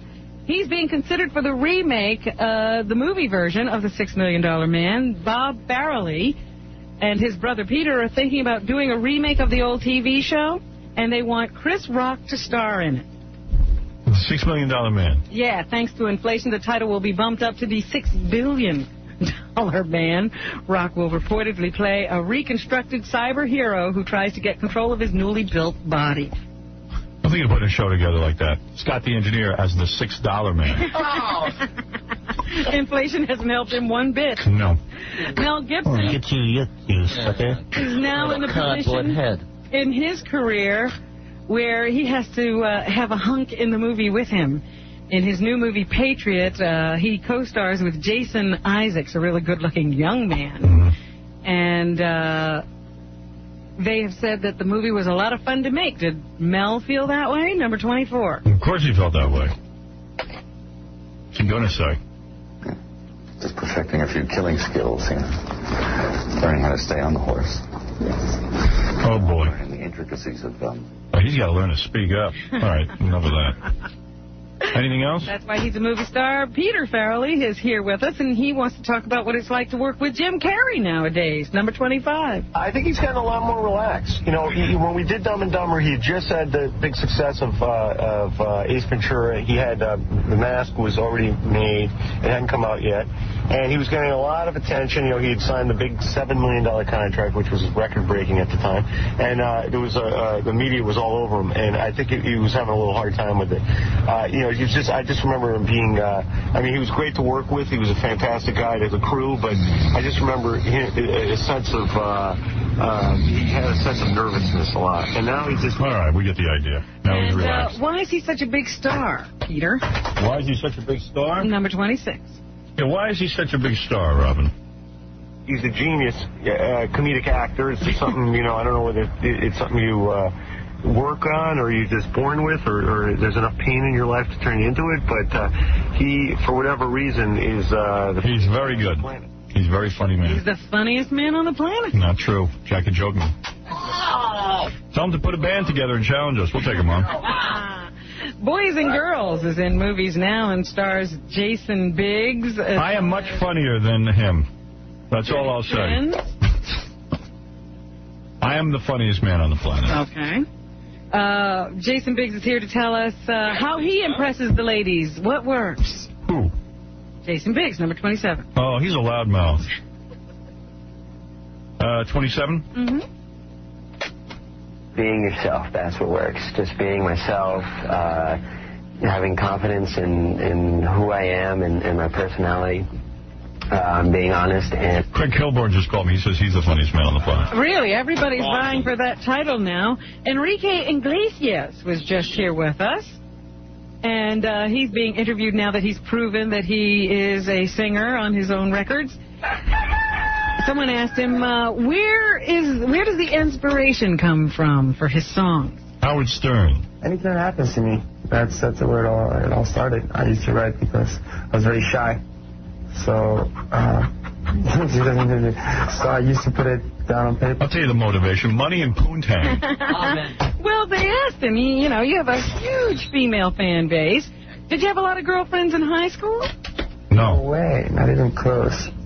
That's what I always say. I don't believe that. I was not in the Playboy list in school.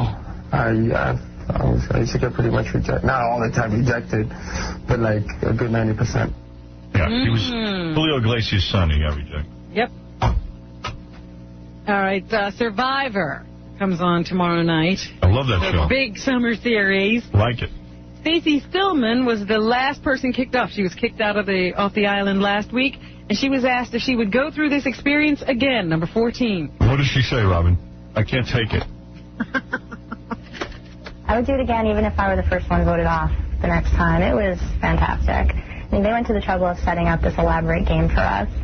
And I, as I said before, I was more focused on actually building stuff and surviving, and some people are more focused on the interaction. But it was exhilarating. And I got a free trip to Borneo. She would do it again.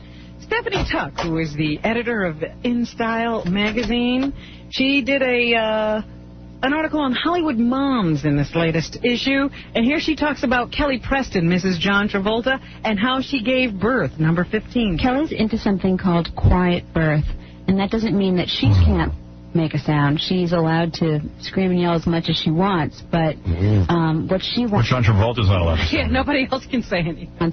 Instead, in the birthing room, is soft lights, no chatter, no music, no drugs even. And then, once the baby is born, they put the child in warm water just because it's a soothing, peaceful environment. And so she wants everything around the baby. It's the kind of crap that gets kids killed. Right, somebody... Rebirthing. They just killed some kid doing rebirthing. Dr. Ruth Westheimer has a new book out. It's called Grandparenthood. It's now in paperback. And here she talks about computer sex and if that's cheating. If somebody looks on the computer and on the internet from time to time and or listens into a chat room, I don't take that so seriously. Good. I don't either, really. That's not cheating. I know you think it is, Rob. However, husband or wife would be on the internet for 2-3 hours each day. Then I would say there's a problem. Well, then I guess I had a problem. So there. It is a problem. I did outgrow it. Then again, I'm not married. There you go. And finally this morning, Ozzy Osbourne, of course, has his Ozfest. The great Ozzy Osbourne. Every year, and he's up for more shenanigans this year. Here's Ozzy on Ozfest. It's just like a crazy day, a day where you can go and go crazy thing, you know. Everybody in this country at one time or another wanted to go somewhere and go absolutely bananas, you know, and that's what it's like with the Oscars. It's grown into this kind of like family crazy rolling affair, you know. It's like tattooing, there's body piercing, there's all these weird flame throwing things, and I'm trying to get a mud wrestling pit this year, you know. Ozzy, feel free to say anything.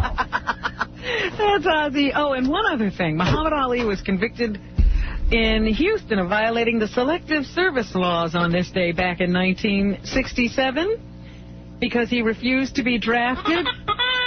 Here is Muhammad Ali in file footage after his verdict was read. I'm just taking it easy and taking things as they come, that's all. No bad witnesses to the truth and the teachings of the Honorable Elijah Muhammad, that's all. My reactions are just like they were before we went to court. I'm just the same normal person. All right. So there he is from file footage years and years ago when he actually could speak. And here's O.J. on this day back in 1994. 3 days after surrendering to police, he appeared in court and denied that he had killed his ex-wife Nicole and her friend Ron Goldman. What number is that? Oh, I don't have that one. Oh, you know. That happened That's too bad. On this day 6 years ago. All right. That's what's happened. Thank you, Robin. Great job, as usual. Jackie, way too many Heineken Martling. You're here. You are a drunk. His 4 Dirty Joke CDs and cassettes are available on the Jokeland Web Mall or call 1-800-323-KING. Thursday, June 29th at Rascals by the Shore. It's Jackie. Jackie. That's in Ocean Township, New Jersey. You are a drunk. For MP3 audio and filthy 3D Joke Man, visit Jokeland.com. I do want to thank a lot of people today for participating in the show. The great LT, thank you for coming in. Lawrence Taylor. Lawrence, of course, will be on the Tough Man 2000 every Friday at 10 p.m. on FX. This Friday, that's on FX, sorry, I garbled that. This Friday kicks off the second season of Tough Man 2000 in a special 2-hour episode, and it starts at 9 p.m. Also, CLT in the movie Shaft. Thanks to our judges, Michael Goldstone from DreamWorks. Michael working with Buck Cherry right now in hours. Craig Coleman, thank you. He's with POD, Taproot, and OPM with Atlantic. And David Massey from Epic, thank you. He's got a new band, Good Charlotte and Travis. Teeny Others Band, thank you. Jaded will be performing tomorrow night at Wetlands in New York City, Thursday night at the Stone Pony in Asbury Park, New Jersey, and Friday night at the Webster Theater in Hartford, Connecticut. I would suggest you try to catch that. Right, jadedonline.com. Thanks to our good friends at Scores, the best gentlemen's club in the world. Thanks to Ivy and Chantel, 2 beautiful women who came in and danced. Probably Scores, right? Yeah, it's probably put us over the top. The losers won. Battle of the Bands. Gary Delabiti and Stuttering John appearing at the grand opening of Steven Singer Jewelers at the corner of 8th and Walnut in Philly this Thursday afternoon from 2 to 4. Don't miss Casey Armstrong on WCKG's Float at the 31st Annual Chicago Gay Pride Parade. Oh, good for him. Starting at Belmont and Halsted Street this Sunday afternoon. And we'll see you tomorrow. And everybody, what's happening? And Robin, how are you? I was thinking about you all yesterday with your new diet and health regimen. Very exciting. Well, I'm here. Yeah, and you're smiling. I thought you'd look a little hungry, but no, you look good. The first person, when I walked into Sirius Satellite Studios today, first person I saw bright and early was Dr. Ronnie, your personal doctor. Robin looks the same, but Dr. Ronnie looks better. Really? She looks so it's helping her. You mean Dr. Ronnie is improving? Yeah. Well, you know who Dr. Ronnie looks like a little bit? Etta Mae from the movie Ghost. Whoopi Goldberg's character? A little bit? Yes. A little bit. A little bit. Remember Etta Mae had a She was a scam artist, Yeah. and she would contact the dead. Right, yes. She pretended until the dead actually started talking to her. That's right. And then it turned out she was for real. You know what, Artie? I did that sauna thing yesterday evening. I don't know how you did it. Why? In here. It's real. It's intense. Can I tell you something? It's so great. It really, I had Artie, the rest of my day was wonderful. Can I tell you something? I was lightheaded. I got letters from doctors. Yeah. Honestly, and I wanted to talk to you about this. Letters from doctors. Real doctors. Who MDs. Real doctors who don't hurt anyone. Yes. All right, but okay. To take it for what it's worth. I mean, let's be open-minded. I'm a real doctor of medicine with 30-plus years practice and experience, and have served as a medical director, associate dean of medical school, etc. I've just listened to you try to kill Artie by rapidly dehydrating him while forcing a dangerous rise in his core body temperature. He emerged from the treatment with early signs of heat stroke. A few more minutes and you'd have had to call an ambulance, and I'm not exaggerating. I could have stayed in that thing for 14 hours. Artie is you would have been saying dead. he felt great, and the doctor saying Artie was dying. Listen, I thought about it. You thought about it. Now, another scientist. I'm allowed to think about it. I talked to some people about it. Oh, boy, here we go. And they said, listen, sweating is good. When you work out, sweating is good. It's good for the body. There's no such thing as a sauna.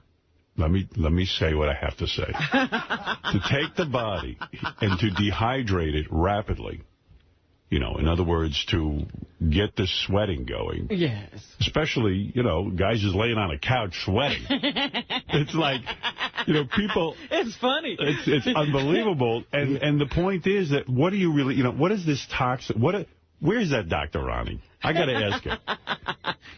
And I want to hear about the rest of your day. Do you know what it takes to kill me? When I got arrested at Mad TV, the guys at the hospital said, we've never seen more cocaine in a human being.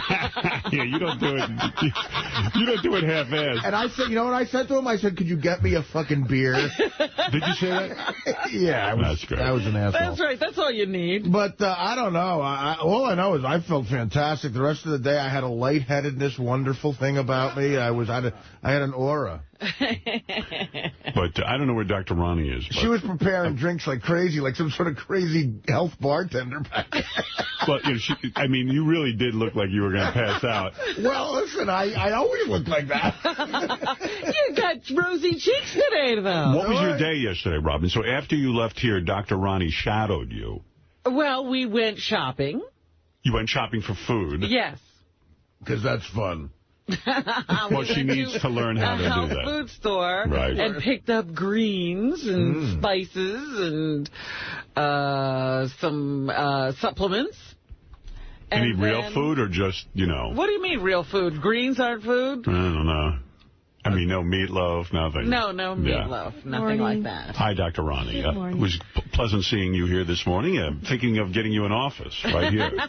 Why not? Why not? Dr. Ronnie, good morning. I was going to ask you, you keep saying yesterday when you had the Artie hooked up to belts to heat him up. What toxins? You hooked me up to the doomsday machine. What toxins are you exactly, okay, Artie sweats. Right. What toxins come out of his body? Basically, I don't know what toxins are coming out of Artie's body. Yeah, what are toxins? In general, when you do an infrared sauna, many toxins can come out. A lot of people have high metals, and sometimes when you wipe the sweat off, you will see like a dark, just color from the skin. You use a white washcloth, and that can be high metals, could be anything. A lot of people are over salt. We eat so many processed foods with chemicals and preservatives in it. People smoke. High metals. So I sweat out the tail of ham and egg? On and on and on. Sweating is good. So, first of all, if people who don't sweat are usually people who are sick. Now, what about the doctor who wrote in and said, look, I'm a medical doctor. All you're doing is dehydrating someone rapidly. And the fact of the matter is that as they dehydrate, they become dizzy or can suffer heat stroke. And it's a dangerous thing. How do you respond to that? If you go out and run for a half hour, right, you're going to sweat, and sometimes you'll overdo it, and you will feel dizzy. So you just sit down or you drink some water. Right. But I don't believe for one moment that if someone sweats for 15 or 20 minutes, unless they're really sick. Right. If they have, you got to be really careful, of course. But I don't believe for one moment that you can dehydrate someone that quickly unless they're already dehydrated, at a dehydrated state. And I know Artie is eating good. I mean, yesterday I heard he ate good, and he has salt. He was eating salt. So. Salt? I only wish he'd eat just salt. He's eating everything. No, that was funny because she said to me, "Have you eaten anything today?" And I'm like, "I've eaten everything." What haven't you eaten today? Well, that's why I didn't feel I was in any danger at all. I felt fine. I felt kind of like, drunk. Dude, you couldn't get off the couch. But I can't anyway. Get off the couch now. That's true, too. You know what I did yesterday on the way? I said, well, I got a good start today. Let me try to have a whole healthy day because you gave me that blue shit. I don't know what that was. The blue shit? Red shit. It was magenta shit you gave me. Yeah, so what did you have? What did you end up eating? So I went home and I was like, fuck it. I was going to get a turkey sandwich with just some mustard, stuff like that. And I passed by Carlo's Bakery on Washington Street in Hoboken, and it's the best bakery. What'd you get? And I really have zero willpower. I had to double park and risk getting a ticket to run in to get 3 cannolis. Oh. What happens? You go, when you see the store, it triggers you, and you just go, shit, I got to eat that. And you know what? I'm such a sucker consumer, too, because the sign is nice. It's alluring. It looks delicious, the sign, because it looks like a cake. Like, it looks like a big cake that they write in the cake, like, happy birthday, Artie. That's all I saw. And it says Carlo's Bakery, and the smell I love. So I went in, and I was just sniffing for a little while, looking around. And food is your hobby. There are landmines all over the city for you. You can't probably get down a block. Food is your hobby. Is that fair to say? I go around from city to city all over this great continent, and they tell me, the food here is great. There's nothing like the New York, New Jersey area for food. It's just fantastic. You're right, Robin. Every 2 feet, there's something great to eat. And did you realize you had the sweat operation? You had gotten rid of all your toxins. You were probably ready to put more toxins back in. I had a retoxin. Yeah. Sounds to me like you replaced all your toxins. What I did was toxin low. My friend Pat said to me afterwards, I was telling him about you, and he goes, well, what toxins is she? What are these toxins she's getting rid of? This word toxins. There's no toxins. Right, sure.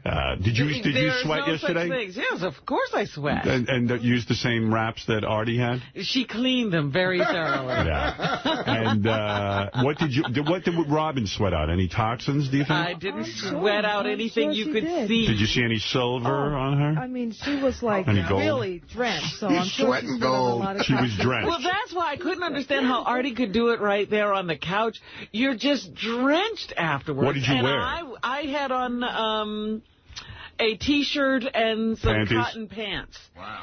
And were you stinky afterwards? Did you have to shower? I showered. Because Artie didn't even shower. That was my thing. That's how you sort of recover is you take a shower. I see. Artie couldn't recover. He had no place to shower. So after you and Dr. Wronnie went shopping, I'm just trying to understand this. Yes. Because this is wild. It's wild. It's wild. After you and Dr. Wronnie went shopping, you went home? We went home. Mm-hmm. I showed her room, and then she went to the kitchen and started preparing things. And she prepared what did you have? Soup? A lovely soup. Open fire with your service pistol. Turns out to be your daughter sneaking back into the house after sneaking out to see her boyfriend. They don't sneak into any house. Especially if your dad's a cop. Yeah. If there's a gun in the house at all. Mind your P's and Q's. Officer Eric Scott was under the impression his daughter had gone to bed for the night, according to police. He did not expect his daughter to be outside or down in the basement. Tasha Scott, 18, was in critical but stable condition. Mm. Oh, the kid's alive. Yeah. Well, she had a bullet in her thigh, thank goodness. Yeah. The old man hit her in the thigh. Yeah. Are you, as a Yankee fan, upset with A-Rod because of all this distraction? Didn't he save the game the other night? He had a big home run in the 9th inning to beat. All's forgiven. To beat the Sox. Well, you know what? It's not, and I'll tell you why. Because he hasn't gotten a big hit in October. One big home run in October. One game like Reggie had in the 77 series, and he could fucking get a blowjob from every gumad at third base. Nobody would care. Nobody cared what Babe Ruth did because he won. It's annoying when a guy gets that much money. Right. The team is playing shitty. He's playing shitty.